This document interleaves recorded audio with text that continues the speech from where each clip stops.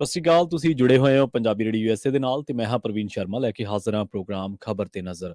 Punjabi radio USA ਨੂੰ ਇਸ ਵੇਲੇ ਤੁਸੀਂ AM FM ਸਟੇਸ਼ਨਸ ਦੇ ਨਾਲ ਰੇਡੀਓ ਸੈੱਟ ਤੇ ਨੈੱਟ ਤੇ mobile app social media platforms Facebook YouTube ਤੇ ਸੁਣ ਰਹੇ ਹੋ ਦੇਖ ਰਹੇ ਹੋ। ਸਾਰੇ ਹੀ ਦਰਸ਼ਕਾਂ ਦਾ ਪ੍ਰੋਗਰਾਮ ਖਬਰ ਤੇ ਨਜ਼ਰ ਦੇ ਵਿੱਚ ਸਵਾਗਤ ਹੈ। ਪ੍ਰੋਗਰਾਮ ਦੇ ਵਿੱਚ ਕਈ ਅਹਿਮ ਤੇ ਕਈ ਖਾਸ ਖਬਰਾਂ ਨੂੰ ਲੈ ਕੇ ਚਰਚਾ ਕਰਨ ਦੇ ਲਈ ਮੇਰੇ ਨਾਲ ਜੁੜ ਚੁੱਕੇ ਨੇ ਪੰਜਾਬ ਤੋਂ ਪੱਤਰਕਾਰ ਮਿੰਟੂ ਗੁਰਸਰੀਆ ਜੀ। ਉਹਨਾਂ ਦਾ ਸਵਾਗਤ ਕਰਾਂਗੇ ਪਹਿਲਾਂ, ਫਿਰ ਕਰਾਂਗੇ ਕਈ ਖਾਸ ਖਬਰਾਂ ਨੂੰ ਲੈ ਕੇ ਚਰਚਾ। ਮਿੰਟੂ ਸਤਿ ਸ਼੍ਰੀ ਅਕਾਲ ਜੀ, ਸਵਾਗਤ ਹੈ ਜੀ ਪੰਜਾਬੀ ਰੇਡੀਓ ਯੂਐਸਏ ਜੀ। ਸ਼ੁਕਰੀਆ ਸਾਰਿਆਂ ਨੂੰ, ਸਤਿ ਸ੍ਰੀ ਅਕਾਲ ਜੀ। ਜੀ ਪ੍ਰੋਗਰਾਮ ਦੇ ਵਿੱਚ ਅੱਗੇ ਵਧਣ ਤੋਂ ਪਹਿਲਾਂ ਦੱਸਦੇ ਚੱਲੀਏ ਕਿ ਅੱਜ ਸਾਲ 2023 ਦੀ 16 ਮਾਰਚ ਹੈ ਤੇ ਦਿਨ ਵੀਰਵਾਰ ਹੈ। ਪ੍ਰੋਗਰਾਮ ਨੂੰ ਸਪਾਂਸਰ ਕਰਦੇ ਨੇ ਖਾਲਸਾ ਇੰਸ਼ੋਰੈਂਸ ਏਜੰਸੀ ਵਾਲੇ, ਜਿਨ੍ਹਾਂ ਤੋਂ ਤੁਸੀਂ ਹਰ ਤਰੀਕੇ ਦੀ ਇੰਸ਼ੋਰੈਂਸ ਲੈ ਸਕਦੇ ਹੋ। ਇੰਸ਼ੋਰੈਂਸ ਬਾਰੇ ਪਤਾ ਕਰਨ ਲਈ ਉਹਨਾਂ ਦਾ ਨੰਬਰ ਹੈ 408-272-2500। ਕਵਰਡ ਕੈਲੀਫੋਰਨੀਆ, ਓਬਾਮਾ ਕੇਅਰ ਤੇ ਮੈਡੀਕੇਅਰ ਨੂੰ ਲੈ ਕੇ ਅਮਰੀਕਾ ਭਰ ਦੇ ਵਿੱਚ ਇਹ ਸੇਵਾਵਾਂ ਦਿੰਦੇ ਨੇ। ਇਹਨਾਂ ਸੇਵਾਵਾਂ ਦੇ ਬਾਰੇ ਹੋਰ ਜਾਣਕਾਰੀਆਂ ਹਾਸਲ ਕਰਨ ਲਈ ਅੱਜ ਹੀ ਡਾਇਲ ਕਰੋ 408-272-2500। ਟਰਕੀਆਨਾ ਇਮੀਗ੍ਰੇਸ਼ਨ ਲਾ ਫਰਮ ਵਾਲੇ ਜੇ ਟਰਕੀਆਨਾ ਅਟਾਰਨੀ ਟਰਕੀਆਨਾ ਦੇ ਨਾਲ ਤੁਸੀਂ ਯੂਐਸ ਇਮੀਗ੍ਰੇਸ਼ਨ ਬਾਬਤ ਕੋਈ ਵੀ ਸਲਾਹ ਕਰਨੀ ਹੈ, ਕੋਈ ਮਸ਼ਵਰਾ ਕਰਨਾ ਹੈ, ਕੋਈ ਸਵਾਲ ਪੁੱਛਣਾ ਤੇ ਉਹਨਾਂ ਦਾ ਨੰਬਰ ਹੈ 4159090503। GK Dhanota Yuba City, Baljinder Singh Nijjar Woodland, Paramjit Kaur Rangi Vacaville, Harnek Singh Pabla Indian ਕੰਜ਼ੀਰੈਂਟਨ, Sarabjit Singh Shokar Turlock GN lube ਵਾਲੇ ਟਰੱਕ ਵਾਸ਼ ਕਰਦੇ ਨੇ, ਆਇਲ ਚੇਂਜ ਕਰਦੇ ਨੇ, ਏਅਰ ਬ੍ਰੇਕਾਂ ਦਾ ਕੰਮ ਤਸੱਲੀ ਬਖਸ਼ ਕਰਵਾ ਸਕਦੇ ਹੋ। ਨਵੇਂ ਪੁਰਾਣੇ ਟਾਇਰ ਵੀ ਇਹਨਾਂ ਤੋਂ ਮਿਲਦੇ ਨੇ। ਲੋਕੇਸ਼ਨ ਆ ਸੈਂਤਾ ਨੇਲਾ ਦੀ, ਨਿਮਾ ਸੋਤਾ ਦੇ ਨਾਲ ਗੱਲ ਕੀਤੀ ਜਾ ਸਕਦੀ ਹੈ 209-277-0113 ਤੇ। ਜੱਸੀ ਗਿੱਲ ਬੇਕਰਸਫੀਲਡ ਤੋਂ, ਬੂਟਾ ਸਿੰਘ ਰਾਣੀਪੁਰ ਫ੍ਰੈਜ਼ਨੋ ਤੋਂ। ਇਹਨਾਂ ਸਾਰੇ ਹੀ ਸਪਾਂਸਰਸ ਦਾ ਬਹੁਤ ਬਹੁਤ ਧੰਨਵਾਦ। ਤੇ ਜੇਕਰ ਤੁਸੀਂ ਵੀ ਇਹਨਾਂ ਪ੍ਰੋਗਰਾਮਾਂ ਨੂੰ ਸਪਾਂਸਰ ਕਰਨਾ ਚਾਹੁੰਦੇ ਹੋ ਤਾਂ ਸਟੂਡੀਓ ਦਾ ਨੰਬਰ ਹੈ 4082725250। ਮੈਨੂੰ ਜੀ ਖਬਰਾਂ ਦੇ ਵੱਲ ਆਈਏ ਤੇ ਸ਼ੁਰੂਆਤ ਕਰੀਏ ਇਸ ਵੇਲੇ ਦੀ ਚਰਚਿਤ ਖਬਰ ਤੋਂ। ਬਿਸ਼ਨੋਈ ਦੀ ਇੰਟਰਵਿਊ ਤੇ ਤੂਫਾਨ ਆਇਆ ਪਿਆ ਤੇ ਹੁਣ ਮਰਹੂਮ ਨੌਜਵਾਨ ਪੰਜਾਬੀ ਗਾਇਕ ਸਿੱਧੂ ਮੂਸੇਵਾਲਾ ਦੇ ਪਿਤਾ ਬਲਕੌਰ ਸਿੰਘ ਨੇ ਵੀ ਆਪਣਾ ਬਿਆਨ ਦਿੱਤਾ ਹੈ। ਉਹਨਾਂ ਦਾ ਕਹਿਣਾ ਇਹ ਹੈ ਕਿ ਬਿਸ਼ਨੋਈ ਦੀ ਜਿਹੜੀ ਇੰਟਰਵਿਊ ਹੈ ਇਹ ਇੱਕ ਸਾਜ਼ਿਸ਼ ਦੇ ਤਹਿਤ ਕੀਤੀ ਗਈ ਹੈ। ਜੀ ਦੇਖੋ, ਹੁਣ ਜਿਹੜਾ ਕੋਈ ਪੀੜਤ ਧਿਰ ਆ ਉਹਨਾਂ ਦਾ ਆਪਣਾ ਪੁਆਇੰਟ ਆਫ ਵਿਊ ਹੁੰਦਾ ਹੈ ਜੀ। ਉਹਨਾਂ ਦੀ ਗੱਲ ਜਿਹੜੀ ਹੈ ਉਹ ਡੂੰਘਾਈ ਚ ਹੁੰਦੀ ਹੈ। ਉਹਨਾਂ ਨੂੰ ਜੋ ਲੱਗਦਾ ਉਹਨੂੰ ਆਪਾਂ ਦਰਕਿਨਾਰ ਨਹੀਂ ਕਰ ਸਕਦੇ, ਕਿਉਂਕਿ ਇਹਦੇ ਤੇ ਕੱਲ ਵੀ ਆਪਾਂ ਬਹੁਤ ਤਫਸੀਲ ਕੁਝ ਗੱਲਬਾਤ ਕੀਤੀ ਸੀਗੀ ਕਿ ਮਾਮਲਾ ਤਾਂ ਕੁਝ ਸ਼ੱਕੀ ਜਾਤ ਦਾ ਹੀ ਹੈ, ਪਰ ਹੁਣ ਕਿੰਨੇ ਕਰਵਾਈ ਇਹ ਨਹੀਂ ਸਪਸ਼ਟ ਹੋ ਰਿਹਾ। ਪੰਜਾਬ ਪੁਲਿਸ ਨੇ ਅੱਜ ਸਪਸ਼ਟੀਕਰਨ ਦਿੱਤਾ ਹੈ, ਕਿਉਂਕਿ ਜਿੱਦਣ ਇਹ ਇੰਟਰਵਿਊ ਟੈਲੀਕਾਸਟ ਹੋਈ ਹੈ ਉਹ ਤੋਂ ਅਗਲੇ ਦਿਨ ਹੀ SIT ਦੇ ਮੁਖੀ ਜਿਹੜੇ ਆ ਤੇ SSP ਮਾਨਸਾ ਉਹ ਚਲੇ ਗਏ ਸਨ ਇਹਨਾਂ ਦੇ ਘਰੇ, ਤੇ ਉਦੋਂ ਹੀ ਪਤਾ ਲੱਗ ਗਿਆ ਸੀਗਾ ਕਿ ਅਸਲ ਦੇ ਵਿੱਚ ਇਹ ਉੱਥੇ ਕਹਿ ਕੇ ਆਏ ਹੋਣੇ ਆ ਕਿ ਬਈ ਇੱਥੋਂ ਦੀ ਇੰਟਰਵਿਊ ਹੈ ਨਹੀਂ ਗੀ। ਅੱਜ ਵੀ ਇਹਨਾਂ ਨੇ PC ਕਰਕੇ ਇਹੋ ਹੀ ਕਿਹਾ ਕਿ ਦੇਖੋ ਇੱਥੋਂ ਦੀ ਇਹ ਇੰਟਰਵਿਊ ਨਹੀਂ, ਨਾਲ ਕੁਝ ਤਸਵੀਰਾਂ ਜਿਹੜੀਆਂ ਨੇ ਉਹ ਉਹਨਾਂ ਨੇ ਵਿਖਾਈਆਂ ਕਿ ਵੇਖੋ ਲਾਰੈਂਸ ਦਾ ਹੁਲੀਆ ਜਿਹੜਾ ਹੁਣ ਦਾ ਉਹ ਵੈਸਾ ਨਹੀਂ ਹੈ ਜੈਸਾ ਵੀਡੀਓ ਦੇ ਵਿੱਚ ਨਜ਼ਰ ਆ ਰਿਹਾ ਹੈ। ਪਰ ਜਿਹੜੀਆਂ ਫੋਟੋਆਂ ਇਹਨਾਂ ਨੇ ਕੀਤੀਆਂ ਨੇ ਵਾਇਰਲ, ਉਹਦੇ ਵਿੱਚ ਵੀ ਝੋਲ ਆ, ਇੱਕ ਚ ਮੁੱਛਾਂ ਬਹੁਤ ਛੋਟੀਆਂ ਨੇ, ਇੱਕ ਚ ਬਹੁਤ ਵੱਡੀਆਂ। ਤਾਂ ਇਹਦਾ ਮਤਲਬ ਹੈ ਕਿ ਇੱਕ ਦਿਨ ਚ ਹੀ ਮੁੱਛਾਂ ਦੀ ਗਰੋਥ ਇੰਨੀ ਹੈ, 2-4 ਦਿਨ ਚ ਹੀ ਮੁੱਛਾਂ ਦੀ ਗਰੋਥ ਇੰਨੀ ਹੈ। ਪਰ ਇਹ ਵੀਡੀਓ ਪੁਰਾਣਾ ਹੈ ਤੇ ਇਹਨਾਂ ਕੁ ਤੇ ਪੁਰਾਣਾ ਹੈਗਾ ਹੀ ਲੱਗਦਾ ਹੈ ਕਿ ਉਦੋਂ ਜੱਗੂ ਭਗਵਾਨਪੁਰੀਆ ਤੇ ਇਹਨਾਂ ਦੀ ਆਪਸ ਚ ਖੜਕੀ ਨਹੀਂ ਸੀ ਜੀ, ਕਿਉਂਕਿ ਉੱਥੇ ਜੱਗੂ ਭਗਵਾਨਪੁਰੀਆ ਦੇ ਨਾਲ ਉਹ ਗੱਲਬਾਤ ਕਰਦਾ ਹੈ। ਤਾਂ ਖੈਰ ਹੁਣ ਜੋ ਬਲਕੌਰ ਸਿੰਘ ਕਹਿ ਰਹੇ ਨੇ ਉਹ ਕਹਿ ਰਹੇ ਆ ਕਿ ਦੇਖੋ ਇਹ ਜਿਹੜੀ ਇੰਟਰਵਿਊ ਆ ਸਾਜ਼ਿਸ਼ ਤਹਿਤ ਕਰਵਾਈ ਗਈ ਆ। ਇੰਟਰਵਿਊ ਨੂੰ ਸੰਪਾਦਿਤ ਕਰਕੇ ਚਲਾਇਆ ਗਿਆ ਜੀ। ਨਾਲ ਉਹਨਾਂ ਨੇ ਕਿਹਾ ਕਿ ਸੁਰੱਖਿਆ ਨੂੰ ਲੈ ਕੇ ਸਰਕਾਰ ਨੇ ਕਾਫੀ ਕੋਤਾਹੀ ਵਰਤੀ, ਮੀਡੀਆ ਤੇ ਇਹ ਜਿਹੜੀ ਜਾਣਕਾਰੀ ਲੀਕ ਕੀਤੀ ਗਈ ਤੇ ਸਾਜ਼ਿਸ਼ਕਰਤਾ ਜਿਹੜੇ ਸੀ ਉਹ ਖੁਦ ਵੀ ਮੰਨੇ ਕਿ ਜਿਵੇਂ ਹੀ ਸਾਨੂੰ ਸੂਚਨਾ ਮਿਲੀ ਕਿ ਸਿਕਿਉਰਿਟੀ ਚ ਕਟੌਤੀ ਹੋ ਗਈ ਹੈ ਤਿਵੇਂ ਇਹ ਸਾਰਾ ਕੁਝ ਜਿਹੜਾ ਉਹ ਕਰ ਦਿੱਤਾ ਗਿਆ। ਤਾਂ ਮਤਲਬ ਕਿ ਉਹਨਾਂ ਨੇ ਬਕਾਇਦਾ PC ਕਰਕੇ ਦੋਸ਼ ਜਿਹੜੇ ਆ ਉਹ ਇੱਕ ਤਰ੍ਹਾਂ ਨਾਲ ਇਹੋ ਲਾਏ ਆ ਕਿ ਸਾਜ਼ਿਸ਼ਨ ਇਹ ਜਿਹੜੀ ਇੰਟਰਵਿਊ ਕੀਤੀ ਗਈ ਆ ਕਿਉਂਕਿ ਸਿੱਧੂ ਮੂਸੇਵਾਲੇ ਦਾ ਕਿਰਦਾਰ ਨੂੰ ਇਹਨਾਂ ਨੇ ਪ੍ਰਭਾਵਿਤ ਕਰਨਾ ਸੀਗਾ। ਤਾਂ ਉਹਨਾਂ ਦਾ ਇਹ ਇਲਜ਼ਾਮ ਆ। ਪੰਜਾਬ ਪੁਲਿਸ ਨੇ ਫਿਰ ਅੱਜ DGP ਦੀ ਅਗਵਾਈ ਦੇ ਵਿੱਚ PC ਕਰਕੇ ਕਿਹਾ ਕਿ ਨਹੀਂ ਅਜਿਹਾ ਨਹੀਂ ਹੈ। ਤੋ ਇਹ ਹੁਣ ਚੀਜ਼ਾਂ ਜਿਹੜੀਆਂ ਉਹ ਕੌਣ ਸਾਫ਼ ਕਰੇਗਾ, ਸਪਸ਼ਟ ਕਰੇਗਾ, ਕੁਝ ਵੀ ਪਤਾ ਨਹੀਂ ਲੱਗ ਰਿਹਾ ਹਾਲੇ। ਇਹ ਵੱਡੇ ਸਵਾਲ ਆ ਕਿ ਉਹ ਇੰਟਰਵਿਊ ਕਿੱਥੇ ਹੋਇਆ, ਕਿਉਂਕਿ ਰਾਜਸਥਾਨ ਵਾਲੇ ਕਹਿੰਦੇ ਕਿ ਜਦੋਂ ਸਾਡੇ ਕੋਲ ਆਇਆ ਸੀ ਉਦੋਂ ਉਹਦੇ ਵਾਲ ਛੋਟੇ ਛੋਟੇ ਸੀ। ਹੁਣ ਤੁਸੀਂ ਦੇਖ ਦੇਖ ਲਓ। ਜੀ ਤਾਂ ਇਹ ਇੰਟਰਵਿਊ ਕਦੋਂ ਹੋਇਆ ਇਹਦੇ ਬਾਰੇ ਕੱਖ ਨਹੀਂ ਪਤਾ। ਹੋ ਸਕਦਾ ਇੰਟਰਵਿਊ ਤੋਂ ਪਹਿਲਾਂ ਰਿਕਾਰਡਡ ਹੋਵੇ, ਕਿਉਂਕਿ ਪੰਜਾਬ ਦੀਆਂ ਜੇਲ੍ਹਾਂ 'ਚ ਮੈਂ ਇੱਕ ਚੀਜ਼ ਤੇ ਮੰਨ ਸਕਦਾ ਕਿ ਪੰਜਾਬ ਦੀਆਂ ਜੇਲ੍ਹਾਂ 'ਚ ਇਹਨਾਂ ਦਿਨਾਂ 'ਚ ਇੰਟਰਵਿਊ ਨਹੀਂ ਹੋਇਆ। ਇੱਕ ਤੇ ਉਹ ਜਿਹੜਾ ਗੋਇੰਦਵਾਲ ਵਾਲਾ ਗੈਂਗਵਾਰ ਸੀਗਾ ਉਹਦਾ ਕੋਈ ਜ਼ਿਕਰ ਨਹੀਂ ਹੈ। ਦੂਜੀ ਚੀਜ਼ ਇਹ ਹੈ ਕਿ ਇੰਨੀ ਜ਼ਿਆਦਾ ਇੱਥੇ ਹਲਚਲ ਹੈ, ਪੰਜਾਬ ਦੀਆਂ ਜੇਲ੍ਹਾਂ ਦੇ ਵਿੱਚ ਅਫਸਰ ਜਿਹੜੇ ਆ ਉਹ ਤੇ ਚੱਕ ਕੇ ਇਹਨਾਂ ਨੇ ਅੰਦਰ ਸੁੱਟਦੇ ਸੀਗੇ ਜੀ। ਇਤਿਹਾਸ 'ਚ ਪਹਿਲੀ ਵਾਰੀ ਹੋਣਾ ਹੈ ਕਿ ਸੁਪਰੀਡੈਂਟ ਛੁੱਟੀ ਤੇ ਹੋਵੇ ਤੇ ਚੱਕ ਕੇ ਜੇਲ੍ਹ 'ਚ ਪਾਤਾ ਹੋਵੇ। ਜੀ ਤੁਸੀਂ ਸੋਚ ਸਕਦੇ ਹੋ ਕਿ ਕੋਈ ਜੇਲ੍ਹ ਦਾ ਮੁਲਾਜ਼ਮ ਇਸ ਤਰ੍ਹਾਂ ਇੰਟਰਵਿਊ ਕਰਨ ਦੇਊਗਾ? ਉਹ ਵੀ ਲਾਰੈਂਸ ਨੂੰ। ਤੇ ਜਾਂ ਫਿਰ ਜੇਲ੍ਹਾਂ ਹੀ ਜਿਹੜੀਆਂ ਕਹਿ ਲਓ ਕਿ ਆਊਟ ਆਫ ਕੰਟਰੋਲ ਹੋ ਗਈਆਂ ਨੇ। ਜੀ ਤਾਂ ਇਹ ਆ ਕਿ ਕੁਝ ਵੀ ਸਪਸ਼ਟ ਨਹੀਂ ਹੋ ਰਿਹਾ, ਕੁਝ ਵੀ ਸਾਫ਼ ਨਹੀਂ ਹੋ ਰਿਹਾ। ਸਾਜ਼ਿਸ਼ ਹੁਣ ਜੇ ਕੀਤੀ ਹੈ ਤਾਂ ਕਿਸ ਨੇ ਕੀਤੀ ਹੈ, ਇੱਕ ਵੱਡੀ ਗੱਲ। ਮਸਲਾ ਤਾਂ ਹੁਣ ਇਹੀ ਹੈ ਨਾ, ਸਵਾਲ ਇਹੋ ਹੀ ਆ ਕਿ ਚਾਹੇ ਰਾਜਸਥਾਨ ਦੀ ਜੇਲ੍ਹ 'ਚ ਹੋਇਆ ਚਾਹੇ ਪੰਜਾਬ ਦੀ ਜੇਲ੍ਹ 'ਚ ਹੋਇਆ, ਜਿੱਥੋਂ ਵੀ ਇੰਟਰਵਿਊ ਹੋਇਆ ਤਾਂ ਪੁਲਿਸ ਕਸਟਡੀ 'ਚ ਹੈ ਨਾ, ਤਾਂ ਉਹ ਕਿੱਥੇ ਦੀ ਹੈ ਕਸਟਡੀ?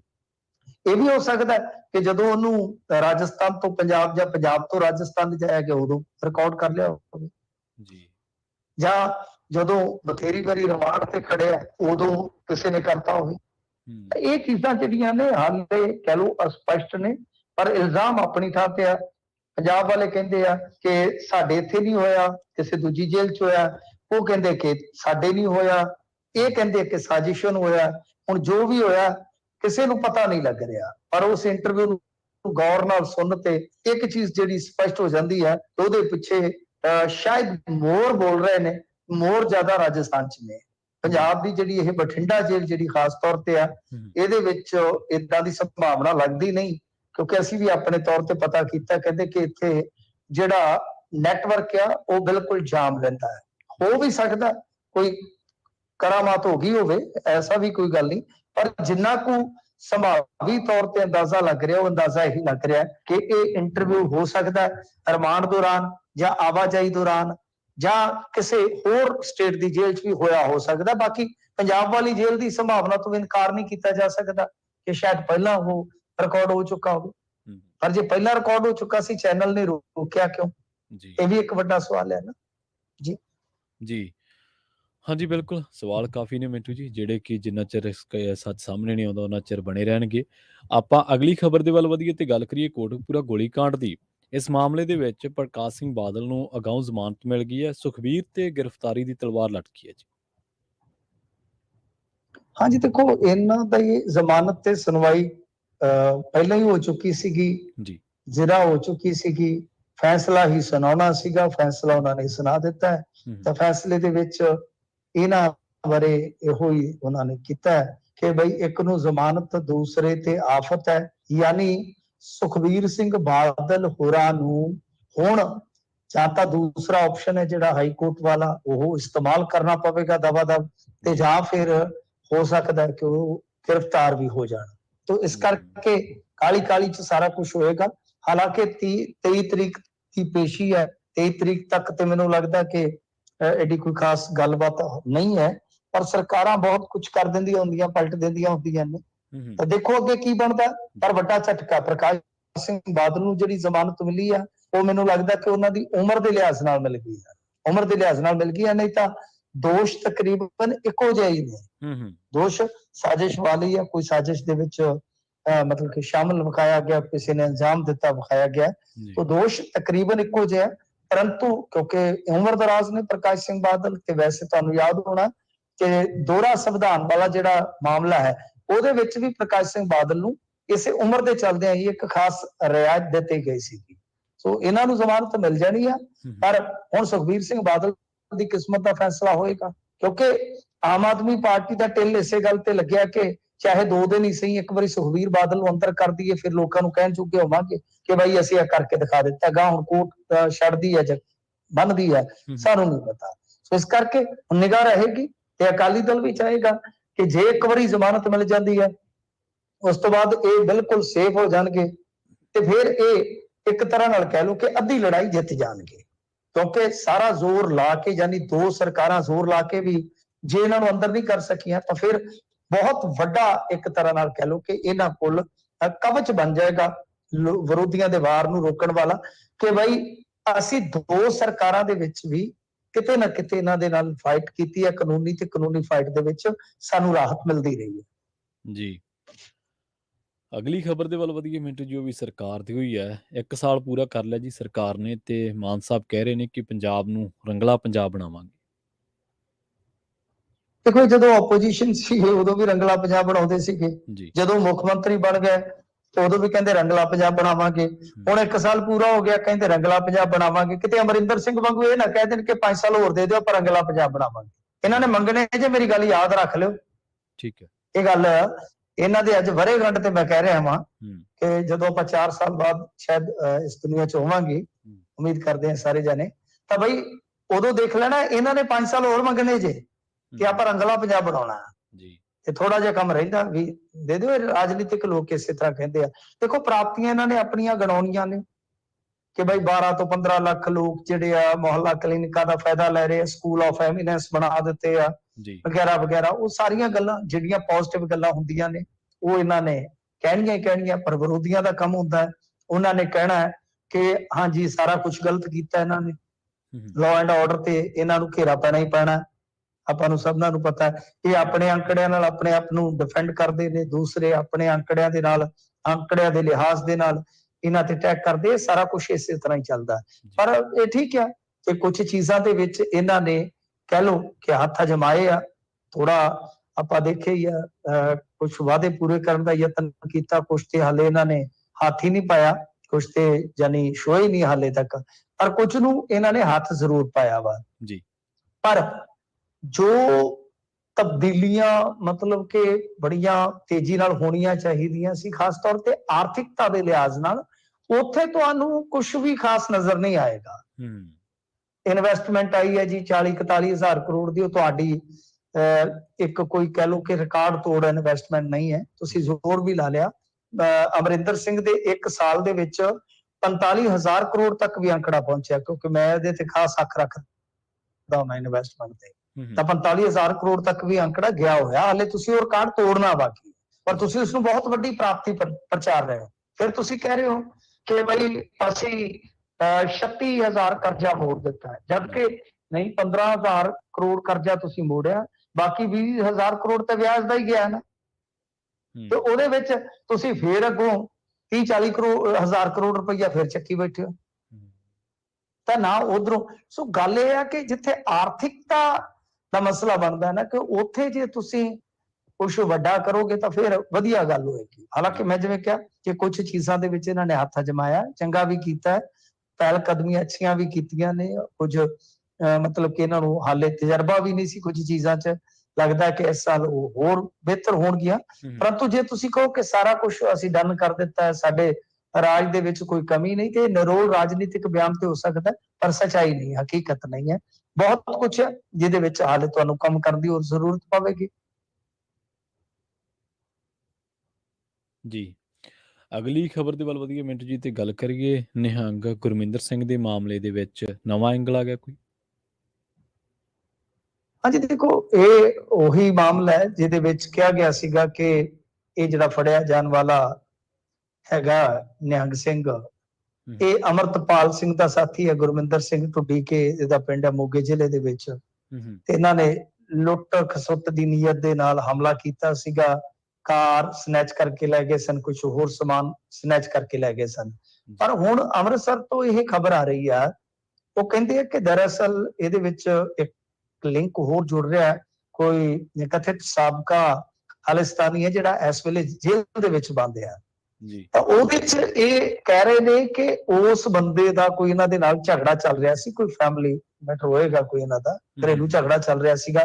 ਤਾਂ ਉਹਦੇ ਵਿੱਚ ਕੀ ਹੈ ਕਿ ਇਸ ਮੁੰਡੇ ਨੂੰ ਜਿਹਦੇ ਲੁੱਟ ਖਸੁੱਟ ਦਾ ਸ਼ਿਕਾਰ ਬਣਿਆ ਕਿ ਇਹਦੇ ਟੱਬਰ ਨੂੰ ਗੋਲੀ ਵੱਜ ਗਈ ਸੀ, ਉਹਦਾ ਕਤਲ ਹੋ ਗਿਆ ਸੀਗਾ। ਮਤਲਬ ਕਿ ਕੇਸ ਦੀ ਕੋਈ ਪੈਰਵਾਈ ਕਰਨ ਲਈ ਇੱਧਰ ਨੂੰ ਆ ਰਹੇ ਸਨ, ਇੱਧਰਲੀ ਸਾਈਡ, ਤੇ ਇਹ ਕੋਈ ਝਗੜਾ ਚੱਲ ਰਿਹਾ ਸੀਗਾ। ਤਾਂ ਉਸ ਦੌਰਾਨ ਹੀ ਜਦੋਂ ਇੱਧਰ ਨੂੰ ਆਏ ਮੋਗੇ ਵਾਲੀ ਸਾਈਡ ਨੂੰ, ਤਾਂ ਇੱਥੇ ਕਤਲ ਹੋ ਗਿਆ ਉਹ ਬੀਬੀ ਦਾ। ਤਾਂ ਉਹ ਬੰਦਾ ਉਕਤ ਜਿਹੜਾ ਹੈ ਉਹ ਹਾਲੇ ਵੀ ਜੇਲ੍ਹ ਦੇ ਵਿੱਚ ਬੰਦ ਹੈ। ਤਾਂ ਉਹਨੇ ਇਹਨਾਂ ਤੋਂ ਅਟੈਕ ਕਰਵਾਇਆ ਹੈ। ਮਤਲਬ ਕਿ ਲੁੱਟ ਖਸੁੱਟ ਵਾਲਾ ਮਾਮਲਾ ਕੁਛ ਘਰੇਲੂ ਝਗੜੇ ਨਾਲ ਵੀ ਜੁੜਦਾ ਨਜ਼ਰ ਆ ਰਿਹਾ। ਕਿਉਂਕਿ ਇਹਦਾ ਪ੍ਰਚਾਰ ਬਹੁਤ ਹੋਇਆ ਸੀਗਾ ਨਾ ਕਿ ਅਮਰਤਪਾਲ ਸਿੰਘ ਦਾ ਸਾਥੀ ਹੈ ਜੀ, ਉਹਦੀਆਂ ਫੋਟੋਆਂ ਵਾਇਰਲ ਹੋਈਆਂ, ਬਹੁਤ ਚਰਚਾ ਕੀਤੀ। ਤਾਂ ਪਰ ਇਹਦੇ ਵਿੱਚ ਇੱਕ ਐਂਗਲ ਇਹ ਜੁੜਿਆ, ਅਖਬਾਰ ਦੇ ਮੁਤਾਬਕ ਇਹੋ ਹੀ ਹੈ ਕਿ ਜੋ ਮੋਗੇ ਜੇਲ੍ਹ ਦੇ ਵਿੱਚ ਬੰਦ ਆ ਤੇ ਜਿਹਦਾ ਰਿਕਾਰਡ ਜਿਵੇਂ ਮੈਂ ਤੁਹਾਨੂੰ ਦੱਸਿਆ ਉਹ ਦੱਸਦੇ ਨੇ ਕਥਿਤ ਤੌਰ ਤੇ ਕੁਝ ਇਸ ਤਰ੍ਹਾਂ ਦਾ ਹੈ, ਤਾਂ ਉਸ ਬੰਦੇ ਨੇ ਅਟੈਕ ਕਰਵਾਇਆ ਸੀਗਾ। ਤਾਂ ਇਹਦੇ ਚ ਹੁਣ ਲੁੱਟ ਖਸੁੱਟ ਹੋਈ ਹੈ, ਜਾਂ ਕਈ ਵਾਰ ਇਹ ਵੀ ਹੁੰਦਾ ਹੈ ਨਾ ਕਿ ਕੁੱਟਮਾਰ ਹੁੰਦੀ ਹੈ ਤੇ ਲੁੱਟ ਖਸੁੱਟ ਬਣਾ ਦਿੱਤੀ ਜਾਂਦੀ ਹੈ। ਮਾਮਲਾ ਇੱਕ ਤੇ ਸੱਚਾ ਹੁੰਦਾ ਹੈ ਜੀ, ਜਿਵੇਂ ਆਮ ਹੀ ਆ, ਸੋਨਾ ਭਾਵੇਂ ਘਰੇ ਕਦੇ ਮਤਲਬ ਕਿ ਆਇਆ ਹੀ ਨਾ ਹੋਵੇ, ਸਾਲ 2 ਸਾਲ ਹੋ ਗਏ ਹੁਣ, ਸਾਰਾ ਜਿਹੜਾ ਹੈਗਾ ਉਹ ਗਹਿਣੇ ਪਿਆ ਹੋਵੇ ਤੇ ਕਾਕਾ ਝਗੜਾ ਹੋਵੇ ਤੇ ਨਾਲ ਸੋਨੇ ਦੀ ਚੈਨੀ ਲਿਖਾ ਦਿੰਦੇ ਨੇ ਕਿ ਸੋਨੇ ਦੀ ਚੈਨੀ ਲੈ ਜਾ, ਇਹ ਵੀ ਹੈ। ਤਾਂ ਇਹ ਨਵਾਂ ਐਂਗਲ ਹੈ ਇਹਦੇ ਵਿੱਚ।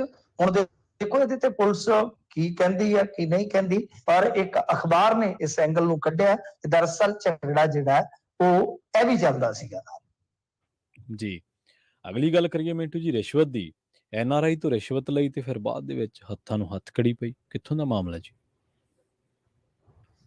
ਇਹ ਫਗਵਾੜੇ ਦਾ, ਜਿੱਥੇ NRI ਬੀਬੀ ਤੋਂ ਕਹਿ ਲਓ ਕਿ ਰਿਸ਼ਵਤ ਜਿਹੜੀ ਆ ਉਹ ਲਈ ਗਈ ਸੀਗੀ। ਇੰਗਲੈਂਡ ਤੋਂ ਆਈ ਸੀਗੀ ਇਹ ਬੀਬੀ ਜੀ, ਤੇ ਉਹਨੇ ਸ਼ਿਕਾਇਤ ਕੀਤੀ ਸੀ ਕਿ ਵਿਜੀਲੈਂਸ ਨੂੰ, ਵਿਜੀਲੈਂਸ ਨੇ 15,000 ਰੁਪਏ ਰਿਸ਼ਵਤ ਮੰਗਣ ਦੇ ਦੋਸ਼ ਦੇ ਵਿੱਚ ਉਹ ਪਟਵਾਰੀ ਨੂੰ ਜਿਹੜਾ ਉਹ ਗ੍ਰਿਫਤਾਰ ਕਰ ਲਿਆ।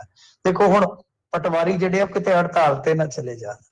ਅਸੀਂ ਇਸੇ ਕਰਕੇ ਇਹਨਾਂ ਨੂੰ ਕਹਿੰਦੇ ਹੁੰਦੇ ਆ ਕਿ ਬਈ ਜਦੋਂ ਕੋਈ ਇਸ ਤਰ੍ਹਾਂ ਦਾ ਕੋਈ ਰਗੜਿਆ ਜਾਂਦਾ ਹੈ ਨਾ, ਤੁਸੀਂ ਇਹ ਕਿਹਾ ਕਰੋ ਕਿ ਹਾਂ ਬਈ ਸਾਨੂੰ ਨਿਆਂ ਪ੍ਰਬੰਧ ਤੇ ਪੂਰਨ ਭਰੋਸਾ ਹੈ, ਕੋਈ ਗੱਲ ਨਹੀਂ, ਤੂੰ ਬਰੀ ਹੋ ਕੇ ਆ ਜਾਏਗਾ, ਵਿਦਾਗ ਹੋ ਕੇ ਆ ਜਾਏਗਾ, ਜੇ ਤੇਰਾ ਕੋਈ ਦੋਸ਼ ਨਹੀਂ, ਪਰ ਸਿੱਧਾ ਟ੍ਰਾਇਲ ਲੜੋ।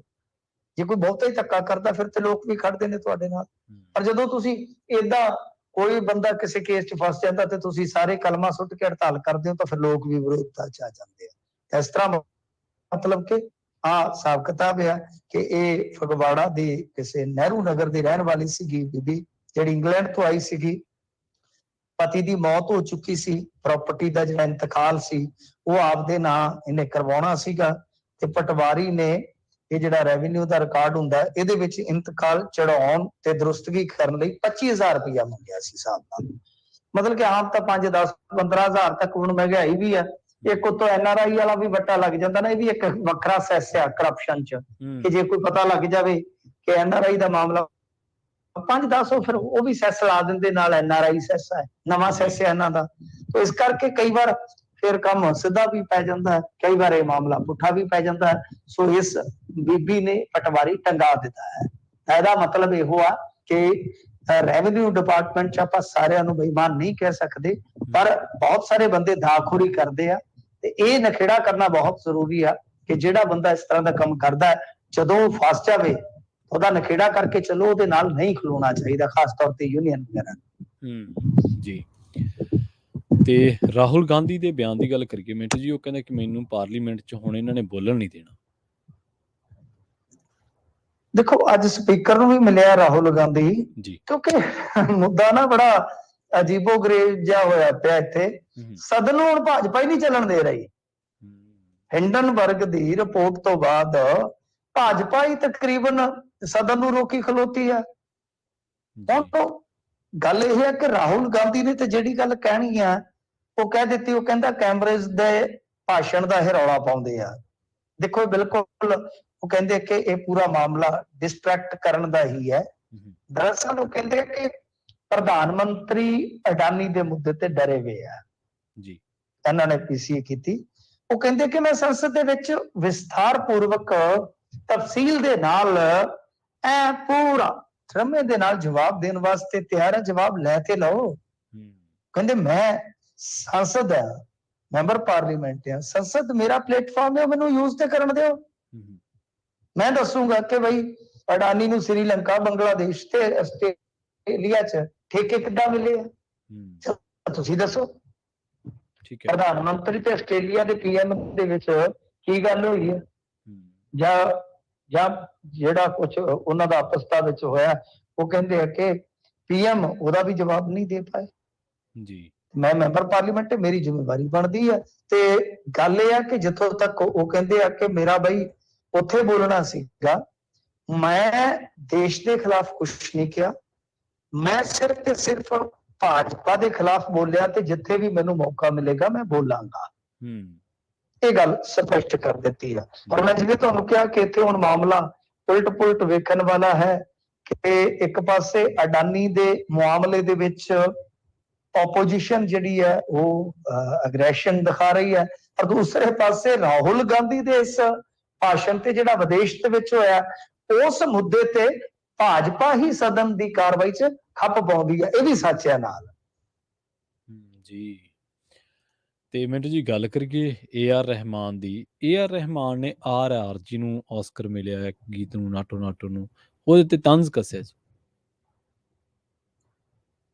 ਦੇਖੋ ਗੱਲ ਕੀ ਹੈ ਕਿ ਜੋ RRR ਤੇ ਤੰਜ਼ ਕੱਸਿਆ ਹੈ ਜੀ, ਮੈਨੂੰ ਲੱਗਦਾ ਕਿ ਸ਼ਾਇਦ ਨਾਟੂ ਨਾਟੂ ਜਿਹੜਾ ਗੀਤ ਹੈ ਜਾਂ ਦੀ ਐਲੀਫੈਂਟ ਵਿਸਪਰਸ ਹੈ ਇਹ ਹੁਣ ਆਸਕਰ ਜਿੱਤ ਚੁੱਕੇ ਆ। ਜੀ ਜੀ।